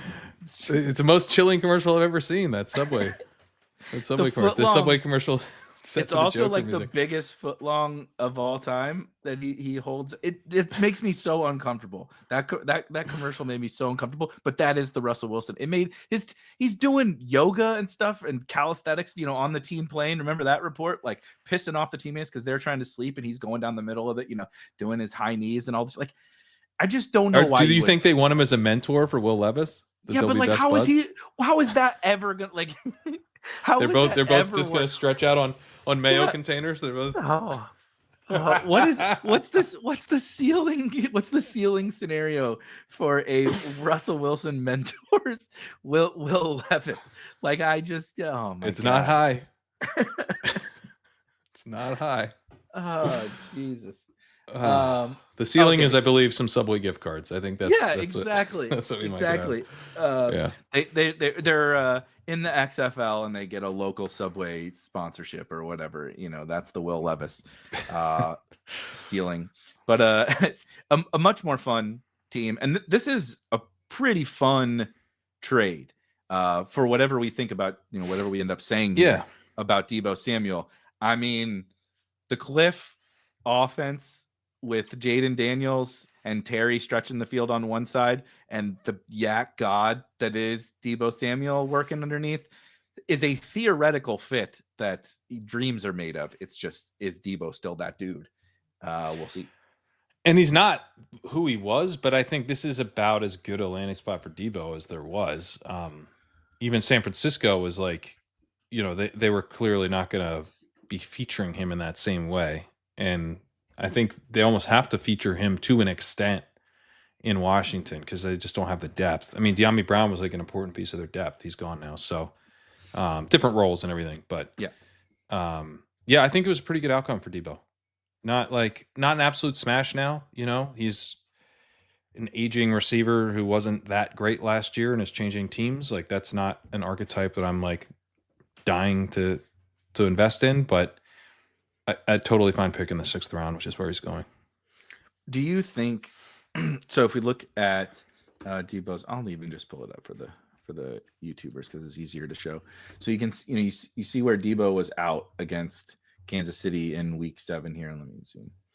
But like before that, obviously we had the real clunker against Arizona. But I don't know, 5 for 54 on 9 targets, 8 for 110 on 10 targets. 3 for 58, not great, but that was New England. I don't think they cared to throw very much. And, the efficient, he was still 2.3 yards per route run in that game, right? God damn it. What was he on the year? 1.6. But like, that's what I was going to say is, look at the fall up. Obviously, the KC game is terrible, but 2.75, 2.32, 3.64, 2.84, and then it's just like, it's over, falls off a cliff. And so is that right? Is this the Deebo Samuel, the week 10 on, or is the first 8 weeks the Deebo Samuel? And Lord knows I don't know, but I think it's if the market decides one way or another in our little silly game that we're playing, where they say, no, I know it's exciting that he's on Washington, but he's washed, right? It's like, what if he isn't? Because we have some evidence that he isn't. But then on the flip side, if everybody just says like, oh, Deebo on Washington, hell yeah, dude, sign me up. It's like, well, he might suck. He might not be very good. You might just be getting fancy Olamide Zaccheaus or whatever. Yeah. I think I don't have a spicy take on him. We're like a pick behind ADP or 2 picks behind ADP. So I think he's fine. I think he could be a big win though. Like I think he could be a big hit. He of course could be a big. He's probably that. I guess he could be. A Fieldsian, type wide receiver is like he's probably not it, but if he's peak Deebo with the best young quarterback in the NFL in an offense that's going to accentuate his strengths and throw more, it's for sure. I think there's a lot of ceiling to Deebo. There's some ceiling. I don't know if there's a ton, but there's some. I've just loved Deebo forever. Like he's such a fun player. He's so talented, and I want to see him succeed. And being in this spot makes me feel some warm and fuzzy. So I'm rooting for him, I guess. Yeah, I mean, I think it was a smart move by the Commanders as well. The 49ers, you could say like, which Deebo is he? And then the 49ers are like giving up on him. So that's not great. But the 49ers are going to have to give Purdy a contract. They paid Ayuk. They had to give up on somebody. They had to give up on somebody, and they're not going to, I guess they could have gotten, it just makes more sense for them to get rid of Deebo rather than Ayuk coming off an injury. Although they're still open to getting rid of Ayuk too. And the Patriots might be about to give up their entire draft just to get a receiver. So it could work out for them there. But yeah, I mean, they need to retool. They're I forget who was comparing it to the Rams, but basically like, let's take our medicine now type of thing. And so you're getting potentially actually a deal when a team's like, we kind of overextended and now we need to get our salary cap back in line before it gets really out of control. We don't want to be the Saints. And so you get a guy who's actually a little discounted from what he could be. Non-fantasy related, but the conversation earlier today where I feel bad for the poor Steelers fans, man. But we were talking about the Steelers and they were like, they think they will / they need, another running back to go alongside Jalen Warren. And I was just arguing like, yeah, just don't spend any form of premium asset, whether that's like even 3rd round picks. Like when you're the Steelers and you already have Jalen Warren there, it's a deep running back class and there's a bunch of still vet running backs that you can go get for nothing, for super cheap. I'm like how many times are we going to step in this pothole of like, well, we need a running back and this is our identity is we're going to ground and pound. It's like, keep drafting the premium positions and look at what the 49ers collapsed last year, but I don't think it was because of, the team and the decisions they made up until this point, right? Taking Ricky Pearsall, people are probably like, That's weird. Signing Juwan, right? Re-signing Juwan to a nice team friendly now. I was a little shocked by it when it happened, but certainly team friendly now. Yeah, he's good. And it's like, you're like, why would you do this? You have Deebo, you have Ayuk, you have Kittle, you have CMC. And it's like, well, now you're seeing it. Not just like you didn't think you needed Ricky Pearsall right at that time. And now it's like, it's pretty nice to have that rookie wide receiver contract for the next 4 years, in tow, because you can get rid of Deebo. And I'm not saying Pearsall is going to be as good or better than Deebo, but you feel fine about your wide receiver room, right? Even though you just got rid of, one of the best wide receivers that's played for you forever. This is why you don't take the running backs and the linebackers and all that kind of stuff unless you once you're the Eagles, fuck it, dude, do whatever you want to once you got but they're not going to do that. They're not going to. They're going to keep investing in the lines, I think. But that's what the Eagles just kept taking defensive linemen, right? Yeah. It was just like defensive line, and people are like, God damn, how many pass rushers do they need? And then you watch them play the Super Bowl and they don't blitz one time and they just get after it because you just got dudes, right? And it's like but keep drafting running backs, or excuse me, keep drafting defensive linemen. So the lesson is keep drafting running backs. Keep drafting running backs if you're the Steelers.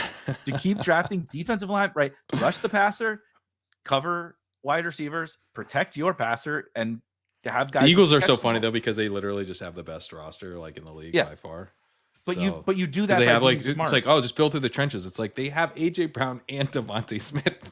But they didn't just build through the trenches. No, but they had the luxury to give a first-round pick for AJ Brown because they had 7 awesome pass rusher defensive linemen. They let Milton Williams go, right? But it was like, I can't believe they drafted Milton Williams. Now look at the Patriots are just paying Milton Williams $30 million a year or whatever. But you just keep doing that, and you're gonna miss sometimes. But it's like the real life equivalent to what we talk about all the time on here of how many running backs can you take by it's all the stupid rules and stuff we put in place, but why do we invest in wide receiver firepower? What can you get later? It's what can you get later, because look at the Bears. They were able to remake the interior of their offensive line. Now they had to be smart, but they were able to get literally a completely new interior. Only one of the moves was in free agency, but the other were fairly cheap trades. Tackles, if you go and you literally don't have a tackle, the two trades were pretty.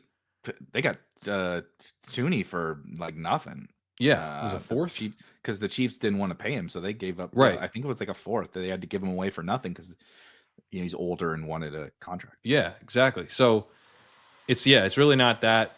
It's it can be done. What can you build through free agency, which is the less premium way to go. So. Yeah, I mean, I think if you don't invest in tackle, and then you end up paying overpaying for a 34-year-old tackle who's playing off a busted knee last year, seems bad. And then the Patriots, by the way, desperately need another tackle.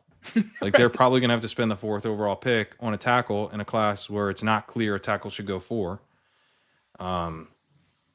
You never want to be in that spot. You never want to be in this isn't really an offensive tackle class, but what do we got to protect Drake May? So you just take, right? It's you always want to be in the spot where you can draft the best of any player. Premium, a best player of any premium positions. Yeah. That's half the it's half the game. Quarterback, tackles, wide receivers, corners, and pass rushers. That's most of the players. So just don't draft an off-ball fucking linebacker or an interior, running back or an interior offensive lineman. It's fine. You can draft all those other positions, but you want to be able to have the flexibility to you don't need a pass rusher. I would be willing to take some of the interior offensive linemen depending on how good a prospect they are and depending on how deepest. I think the league is changing a little bit on how much they're valuing that.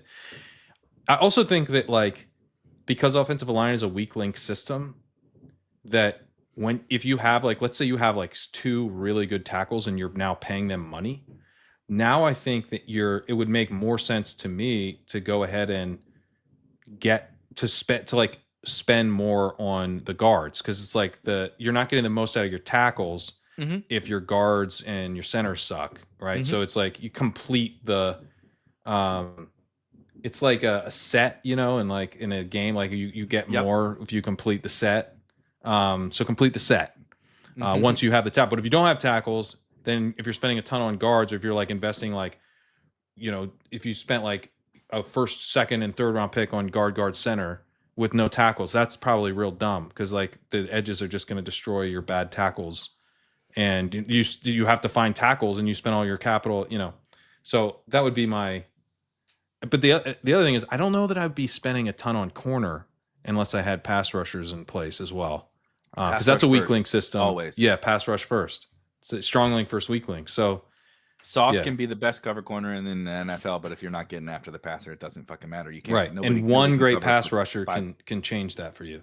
Yep. Was Look one at great corner. Look at Jared Verse did. Yeah. For the Rams. That's right. All right, and put us in charge. They got to figure that. They spent, exactly.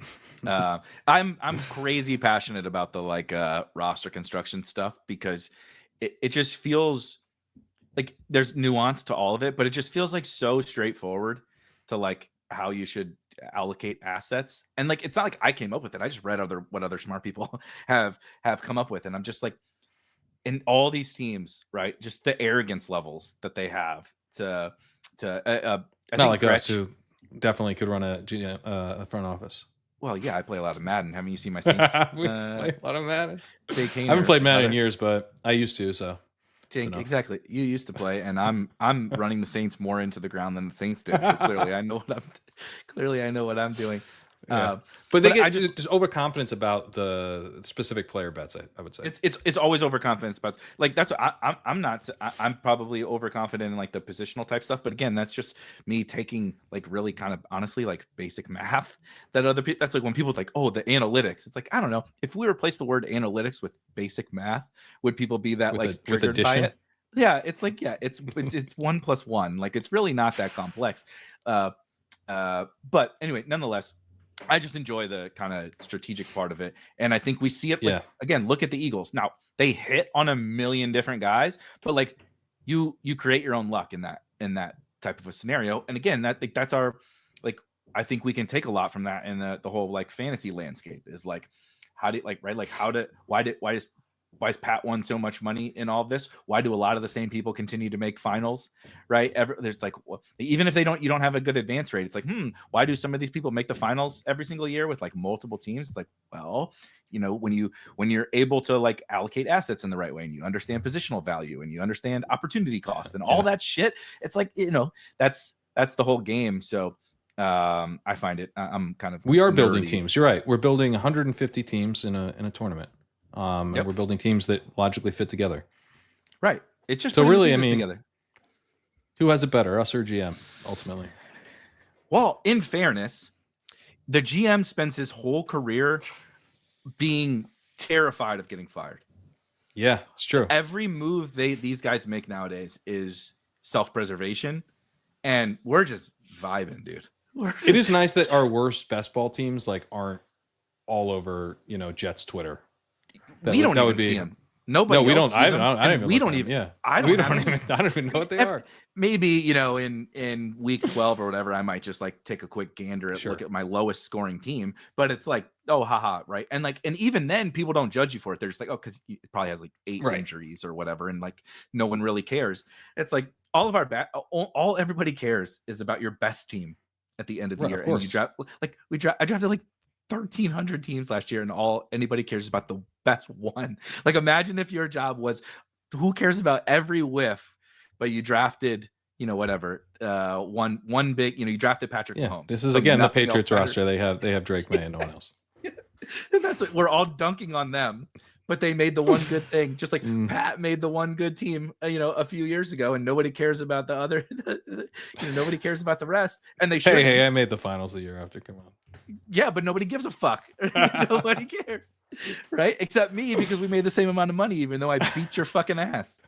Well, not according to the payouts. Yeah, not according to Dr. Underdog over there. Genius payout structure that we had in BBM. We've gone off the rails. Any other of the free agents like that haven't signed that were of particular note to you? Just like Najee, pop out there. I think Najee is a big one because there's just a lot of spots where he matters. He's someone I've taken a decent amount of. Not the most fun click and he's risen up. I mean, he was buried in the initial ranks and was just kind of a free square to begin the tournament, but he's still, a very solid pick, and I could see him in a number of spots. He's priced at a level where if he were to go somewhere and then they draft, especially if they were to draft, let's say, a Travion Henderson, who is not going to be a workhorse, is much more talented than Najee, but like would be in a split. But then I think there's like, okay, let's say he goes to the Vikings, who just brought back Aaron Jones, right, on a cheap deal, and that's their 1-2, and Jones has dealt with a bunch of injuries, so like Najee could. I just think there's a lot of spots where Najee matters, and I'm not a Najee guy, but there are quite a few backfields that could kind of use an early down runner. It's a deep running back class. He might end up being a bust. Obviously, I don't think he's that good, and he goes around pick 100. So of course the floor isn't very high, but there's definitely upside in a guy that I don't normally draft. But when you have the skill set to kind of do everything and consolidate a backfield, like not in terms of talent or whatever, but in a pinch, things go haywire, right? Okay, so he lands on the Chargers, and it's him and Chargers Trevion, is a great one, right? I'm just saying it's him and it's him and Trevion Henderson, and in week 15 you make the playoffs, and Najee has just been mid, right, all year. He scored some touchdowns because he's in a split, but nobody was like, oh, I can't believe you faded Najee Harris, or can't believe you drafted Najee Harris one way or the other. But then Henderson's banged up, and they're like, Najee, we got to load you up right this week. And he touches the ball 27 times and he scores 2 touchdowns. It's inefficient, but we don't give a fuck about that in fantasy football. Score points, right? And sometimes those bad players, it reminds me so much of Fournette when he was with the Bucs. It was like he was terrible. He was like real life football. He was terrible. But when you're out there for all the plays and you're catching the ball and you're getting the goal line carries in a good offense, you can still score fantasy points. And Najee reeks of that to me. So we'll see where he lands, but he could definitely, be a very useful fantasy asset. Yeah, I mean, if Zach Charbonnet was a free agent, we'd be like, hell yeah. But like, it's not that different, No. He's Charbonnet's better. He's got more juice, but not that much more. And I like Charbs, but he ain't exactly a home run hitter. Yeah, his ability is to consolidate touch. It's Fournette. It's Fournette, but he's going where Fournette went that year. That he actually was a big hit at 10. Mm-hmm. He's at 106 right now. Now maybe he doesn't land in a situation where he can consolidate the backfield, but he easily could. And honestly, part of it is like I just never want to. If Najee is a 6th round pick, I'm going to take 0%. Certainly if he's a 5th round pick. So just getting him like. I know it's kind of silly that it should be like that big, but like, I like Najee at pick 100, but I wouldn't touch him at pick 65. But I think there's a pretty big difference between the types of players going there. So it allows me to draft upside with my earlier picks, and then it's like, I need some touches. Well, here's Najee, here's ETN, who's not a free agent, but same kind of archetype. Yep. So he's one. I'm trying to think if there's anybody else. Slayton, as the Patriots wide receiver 1, probably have him in the 70s. Oh God, I could see that too. It's gonna be Slayton and like I'm trying to think of one of the rookies that would be so fitting. Like who would the rookie be? Igbuka would be kind of a Josh McDaniels-y guy, but they won't. Actually, maybe they could get him in the early second. Jaden Higgins. That's what I'm going to say. You're going to get big, slow Jaden Higgins on the outside. What about Io Manor? Elik Io Manor. Oh, Io Manor. That's a great fit Patriots.com. Great fits Patriots. Elik Io Manor punched that one in there, and that is wheels. Drake May would, I think, like throwing to Elik Io Manor. He likes the big target downfield. I mean, Kayshon Boutte has literally gotten 0 yards of separation combined. He never since his never LSU separated. Since his LSU days. Last time he separated was when everybody thought he was going to be good when he was a senior in high school. And he's somehow running all the routes in the NFL. God, what does that dude have on like coaches at every stop?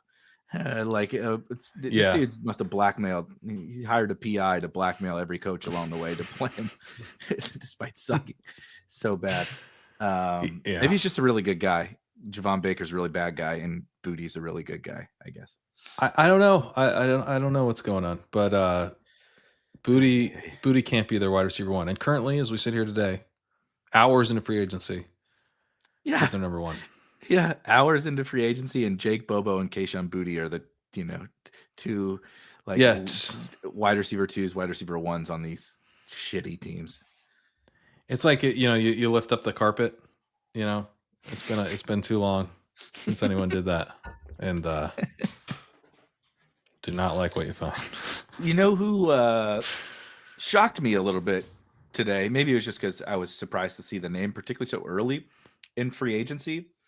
Eli Mitchell to the Chiefs, I thought was an intriguing one. I think that one. I think they did the dynasty thing where they sent out a $3.5 million rookie 4th round pick to like Rico Dowdle, Eli Mitchell, and they were like, first guy to hit accept gets the deal. You post on the message board, they posted on the message board. The 305 is available. I'm looking for a running back, and there's probably a distribution list of all the GMs, all the agents. Yeah. By the way, if anybody would like this, come on down. They didn't even BCC all the agencies. They just CC'd everyone. Please reply all if you want this deal. Eli Mitchell's agent jumped up so fucking fast ready to get out of San Francisco. Like we are in. But Hunt is a free agent / gone. Yeah. And Perine obviously just signed with Tampa, which is no. He signed with that was fake news. Oh, it was fake news? Yeah, it was fake news. He's with the Bengals. Unless that was also fake news. Hold on, let me just refresh. The Underdog had to tweet out or I guess they aggregated it from someone else, but Jason Light was literally like, we have not signed Samaje Perine. Imagine having on the first day of free agency as the GM to be that your big news. We just signed Chris Godwin. I assume that's what everyone's Jason, we don't care.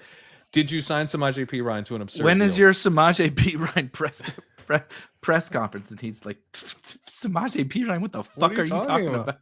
We got 3 running backs already. We're not paying some. Apparently, some other one of his he shares an agent with someone who did sign a deal, and someone just I guess the agents. I don't know whose fault this is, but it's a hilarious mistake. I literally adjusted Rachaad White down in the rankings, and then had to undo all the stuff. Oh, that is good. Yeah, I'm scrolling back. Tunsil, blah blah blah blah blah. Oh yeah, it's funny wording too. Yeah, the Samaje Perine. Yeah, so to the Bengals. Perine's pretty cooked. Perine's pretty cooked last year, but frankly, he's always looked pretty cooked. My concern with him for Chase Brown is just doing what he did to Joe Mixon. And I think it's good for Brown. Do you think he's so cooked that they won't keep doing the third down thing like they've done? Because I think the same team that did it with him for years and years. I think anything they do that's not a rookie is good. What I worry about with Chase Brown is someone who's just clearly better. Yeah, and definitely not Perine. There's definitely not Perine. So welcome to the team. I would just be worried if, I don't know how good Bashal Tutin is, but there's a chance he's a lot better than Chase Brown. Yeah, it's possible that he's better. Yeah, right. Yeah, it's possible he's this. Clearly better. I think Perine's going to steal some of the. NFL teams just don't, unless you're like Christian McCaffrey or whatever. Certainly not Chase Brown. No offense to Chase Brown. Teams don't want to play you every snap at running back. It's just not how it's something that happens sometimes this is why we draft 0 running back and whatever, is because sometimes over the course of the season, chaos plays out and they're like, we're not fucking playing Travion Williams. So Chase, get out there and play every snap. They don't go into the season planning that. So I think to your point, it kind of, light bulb went off when you said it, is Samaje is going to come in and do the same bullshit Samaje did, years ago. He's going to play 15 snaps a game. It's 3rd and 9. We don't need to. Chase Brown's not the best pass blocker ever. We don't need to leave him in there for that. We got this trusty guy back there. Burrow trusts him, whatever. So come in and do that thing and let Chase cook, on 75% of the snaps. Yeah. Yeah, 100%. And, even if they were to draft someone, it could be like a quorum situation where you get worried for a minute, but then it turns out to be kind of a backup. So Brown's been a tricky one where the floor is just so low, that he could just like lose the job. But if he comes out of the draft and it's like Perine and RJ Harvey, or even like Perine and Raheem Sanders, I think they should just sign another veteran, because I mean that's ideal for Brown. I think the other thing I was going to bring up with the Bengals is I think I'm just going to move up the pass game again for the however many years in a row. That defense is going to be an abomination, and it already was, and now they're losing all their best players. Did you see Josh Norris's tweet? He was like, hey, just some free advice. Don't say you're gonna sign a guy and make him the highest non-quarterback in the league, highest paid non-quarterback in football, and then like not get the deal done the next day. Like, just don't say that, first of all, and then especially if you're just gonna like sit on it, because that's now a lot more expensive with it. They signed Myles Garrett, and it's like it's just so dumb. Then they're like coming out like they're gonna get rid of Trey Hendrickson. This team, man. Do you see Davis's tweet? Davis had the quote tweet on the NFL's so wild right now. There's so much going on. The Bengals are going to be shocked when they read about it in the paper tomorrow. It's so true, dude. That it is elite level fucking debauchery to take Joe Burrow, Jamar Chase, and T. Higgins and just tank them, right? It's like we talked about Aaron Rodgers doing what he did to the Jets. This is way worse. That's the Jets, right? Yeah. The Jets have their own level of stink that probably will never come off. You can't hit 3 straight picks in 2 years really any better than Burrow, T at the top of the second round, and then Jamar. You can't hit harder. And all they've done is, I know they had the one Super Bowl run. Outside of that, this has been the most epic disaster of a franchise, right? It's like we can make fun of the Steelers and all that kind of stuff, but after Big Ben and it's been a mess. And they've screwed it up, but they haven't been in a great spot when you're. No, I mean they're making the playoffs and stuff. You're picking 20th every year, and you be lost doing Big worse, Ben. for sure. It's rough. Yeah. This is like God came down and said, "I'm going to give you a fucking crazy head start on all these guys." So here's your head start. But you got to win a Super Bowl. God, and now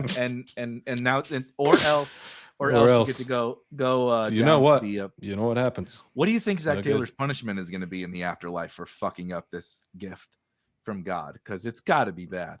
He's going to have to run the ball. He's gonna. Well, I don't think he hates that much until this year. But anyway, this is a clearly. By the way, let me just credit. I don't know how to pronounce this guy's last name. Mark Chalifo. I don't know how to say it, but he's the comedian. I said Davis's tweet. Davis quote tweeted an actual stand-up comedian who had that tweet. So it was not. He did not craft it. Let me credit the actual comedian who made that joke. That's an elite joke and so fitting. But again, to our fantasy mindset, I mean, we all saw what they did right down the stretch last year. In this situation, it's just like, you're not going to ever convince me Jamar Chase is not the 101. I don't fucking care about Saquon. I don't, Saquon's fine. I think I have him at the 102. Like, it's fine. It's fine. But Jamar Chase with that nuclear ceiling, Joe Burrow throwing him the ball with that defense, and I'm fully in on T too. I'm in on Mike Gesicki. I'm in on give me the Bengals, dude. What about Burrow? He's expensive, man. He's too expensive, but I'm not going to have zero. Yeah, that's a good way to sum it up. So that's kind of how I think about it's like I think T's like a little overpriced right now. I feel like he is. He was like priced with the expectation that he might be someone else's number one, and then he's not, obviously, and that hasn't changed a ton in his ADP. So, but like by like 3 picks, I don't think it's crazy, but he's just at the 2-3 turn. He's not my favorite. Agree. I totally agree, but it's with especially a situation like this. How I always like to think about it is, if I showed up to week 17, right, and this guy is like not the chalk, and he's on my team, you feel great. Would I feel good about that? Yeah. And it's like all the Bengals. It's like, yeah. You know what I mean? Like look at last year. Yeah, man. If you showed up with that Bengals Broncos game, my God, dude, it was over if you didn't have them. You know, they were you had to have it, right? It just so happened to be also Marvin Mims a part of that. But T and Burrow went absolutely apeshit in that game because they were in the situation that now they're going to be in again this year. So like, yeah, I'm just going to draft the Bengals, and I don't know how much I'll have, right? But like, I'm just going to draft them. Yeah. Yeah. I haven't gotten a lot of 101s, but I agree. Gesicki, I mean, we have chased one. Gesicki coming back. Yeah. I think is notable, specifically because Eric All is gone. My boy, our industry boy, everybody's boy was apparently Eric All. We learned this year, but actually, like I genuinely really did like Eric All, and he was coming on too for the Bengals before he tore his ACL again.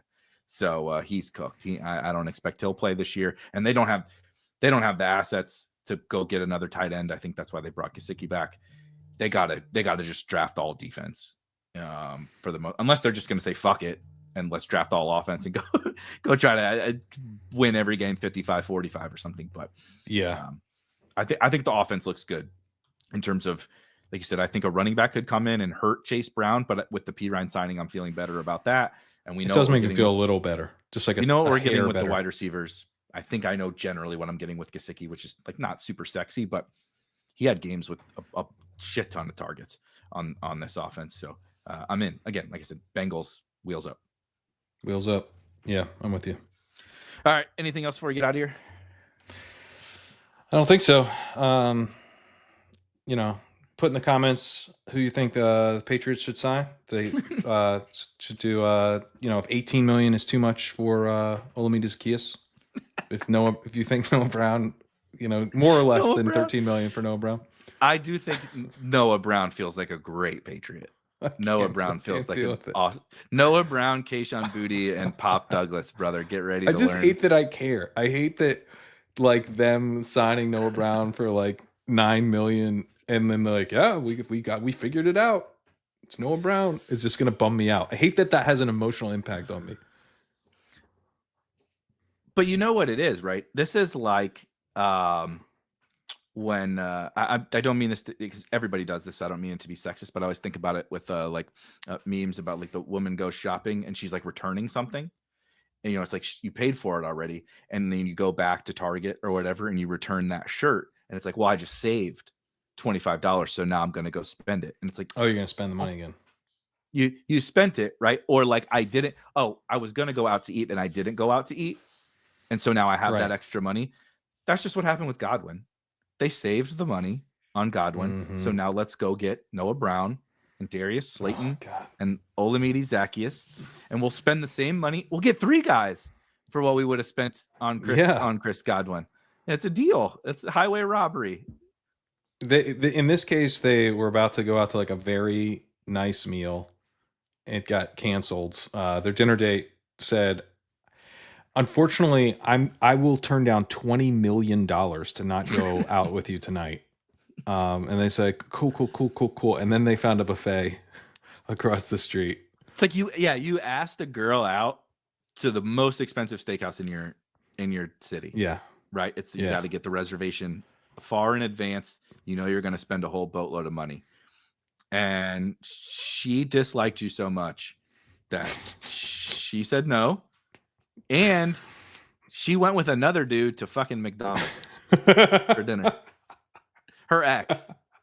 Who cheated on her. She's like not that into. She doesn't even really like. She definitely doesn't see a future. Her ex spent all of February trying to get back together with her, and she's like, nah, I'm gonna get on the apps and see what's But out as there. soon as you asked her out for a really nice meal, she's like, "Ooh, that guy sounds a lot better. My ex sounds a lot better right now." And the ex is broke, right? And so they went and got some Big Macs. And Or some now they're double off at cheeseburgers. McDonald's.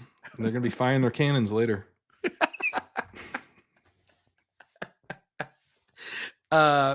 Good for Chris Godwin, prioritizing the.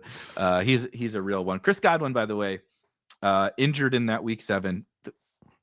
Just Todd Bowles, go fuck yourself. By the way, for leaving him in the game there and ruining that season. But the wide receiver 2 in fantasy through 7 weeks last year. Obviously, they got the ankle recovery will be big, but yeah. I do think high ceiling for sure. To sign off on Chris, yeah, he's going as the wide receiver 35. So I think there's a little bit of leeway between wide receiver 2 and wide receiver 35 going in the 60s. I'm bullish. I'm going to move him up.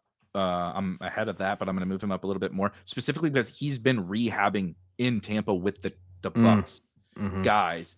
So it's like I moved him up a little bit as well. Just like have him up to 60 now.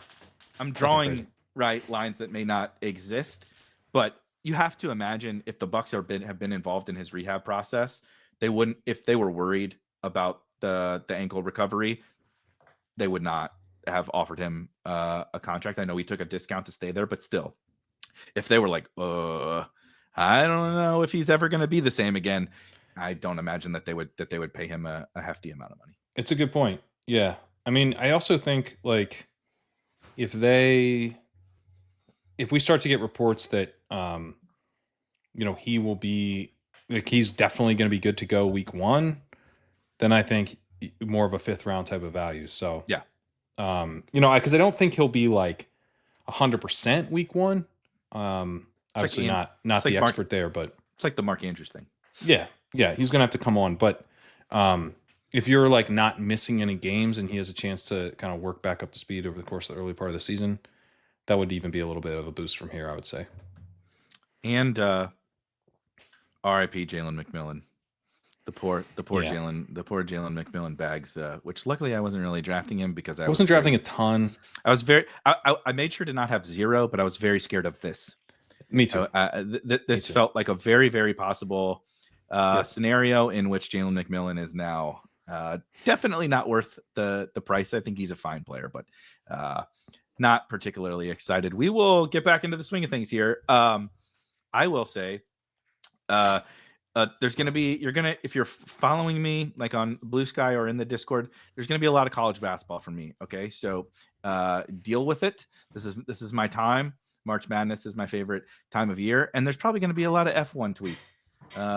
We've converted full on to a Ferrari family over here at the Beimfohr. I like it. Now, if Leclerc were to win the drivers' championship, how would you feel about that? I'm fine with it. Obviously, I'm Team Lewis. I'm rooting for Lewis, but I've always liked Charles. I like Charles Leclerc as well. I've always liked Charles, so I'm pretty excited. That I never really liked George Russell, so this is like George Russell sucks. That's why he sucks. You know what?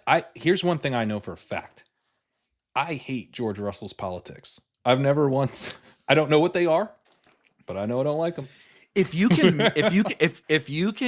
get into beef with Verstappen, and I don't totally hate Verstappen amidst the beef, you're probably a fucking loser. Like, you suck. Yeah, I'm Team George there because basically nothing gets me. You know what? I was Team Verstappen with Horner, him versus Horner. I was Team Verstappen there. So I guess I was going to say nothing gets me Team Verstappen, but that's not true. I never was, but in the George Russell Verstappen beef, I wasn't like, oh yeah, all in George, like fuck you, Mac, which I would normally be because I hate he's so cringe. I cannot say anything about him, dude. As a driver, as a personality, everything. I hate everything about him. He just runs everyone off the road, and he expects them to get out of the way.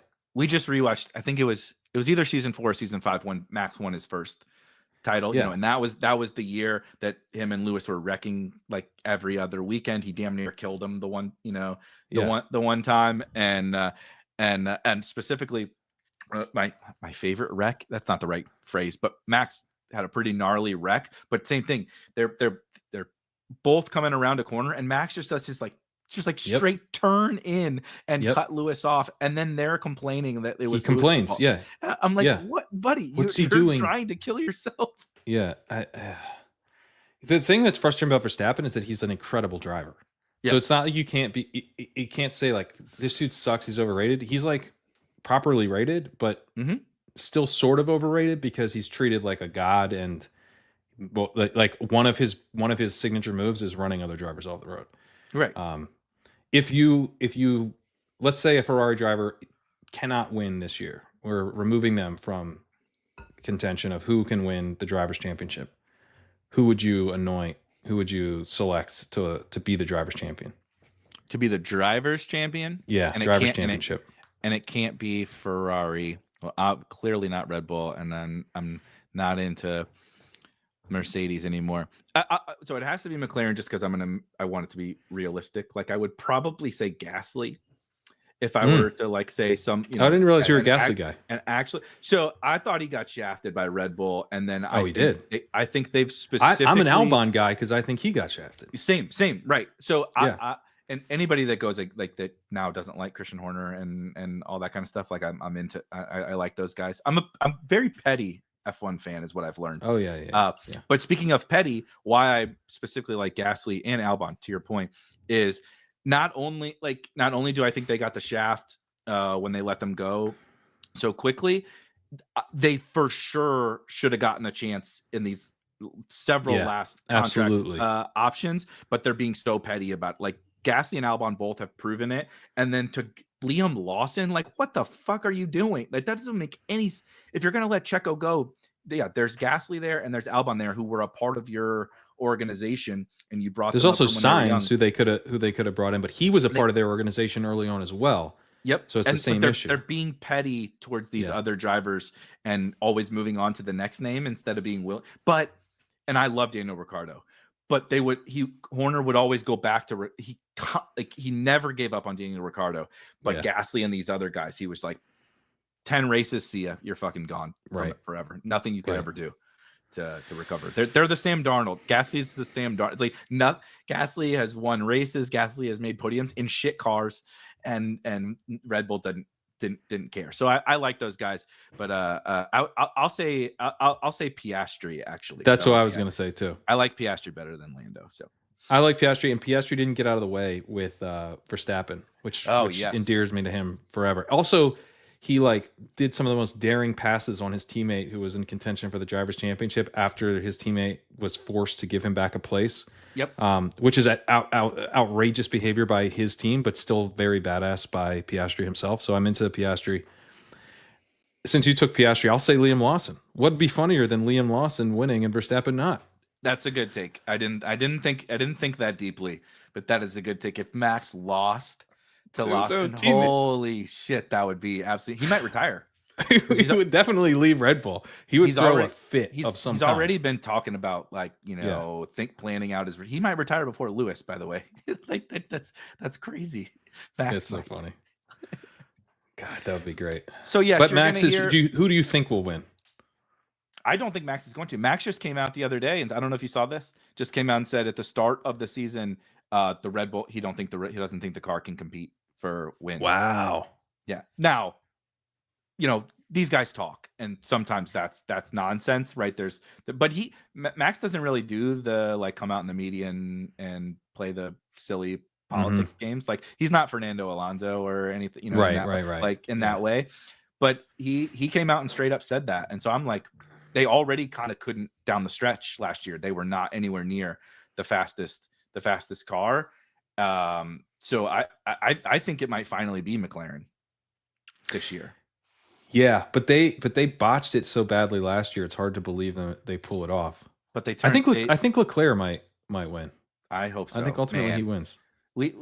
Since we've been fans, Ferrari has never even really competed for drivers. But the one thing with Ferrari is that they are the only team incentivized to go in for this year. Yeah, where most teams, because there's new regulations coming next year. Yeah, they it's kind of dumb to go all in, but they might do it because they got Lewis, and it's like it'd be it would actually make sense for them. Normally, it'd be kind of dumb, but I think in their case, getting a title out of this year would be pretty sick. They're kind of like the Rams, you know? Yeah.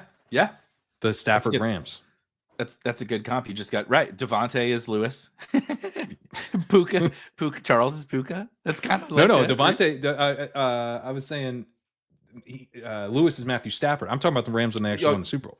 Oh, okay. When they won the Super Bowl, just shove it all. Just shove all in. Right. Goff. Signs is Jared Goff. Yes. Yeah. Kind of. Who's underrated? Yeah. Right. Yeah. He's good. Clearly, he's good. we see that he's good. I like that comp. Yeah. The Super Bowl year, Rams. That's good. Fred. I don't know that Fred Vassar is quite the he might be Cooper Kupp. He might be Cooper Kupp. If you put a side by side of McVay's fucking good looking self. Can you do that right now for people who don't know and are still listening? I'm gonna have to edit it in for people that don't know this. One dude looks like a toad. Fred looks like a toad. And the other's Fred Vassar. No, I'm just kidding. And Sean McVay looks like a supermodel. That would be quite the side by side. But yes, as you can tell, we're reaching peak. I'm excited about all these other sports season. Like I said, March Madness here. Baseball be here. I'm getting excited for baseball. The weather, it's 70 here today, brother. We got San Diego weather going finally here in St. Louis. So we're rocking shorts today, walking the dogs. Oh yeah. The vibes are turning. So but lots of fun. And there really are a lot of like tournaments and like fun best ball tournaments. The NBA playoffs are getting close. That's my favorite format of best ball. So lots of fun stuff. Like I said, we'll have a little fun talking about all this other stuff, but keep on the NFL. Next week, probably discuss a little bit more of the more finalized NFL free agency and see where things are starting to shake out. And then we'll be getting ready for the NFL draft, man. Draft season. Gonna be here before we know it.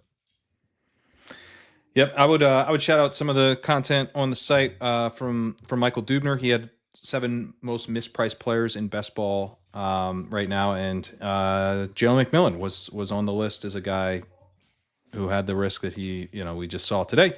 And yeah, Legendary Upside, we got the rankings updated every day now for Underdog. We're working on DraftKings best ball rankings, which will be launching very soon because they just launched pre-draft content. I'm gonna have a dynasty refresh in the next couple of days, and we got the Sidekick going. Sidekick will also be live for DraftKings very soon as well, as we get the rankings dialed in over there. So, legendaryupside.com. Check it out. That is perfect, and yet we got our DraftKings stuff up there, and for all of these sports. So I know if you're still listening to this and you dealt with a little F1 conversation, I really do like straight up believe like. Go get what Pat's got going on over there. Come, of course, we have our NFL stuff too, but you want to come dabble in all the other sports because you're a real sicko listening to us talk about free agency for 2 hours here. We got you covered from all there, and you can get 40% off with promo code LEGUP. But that'll do it for us here today.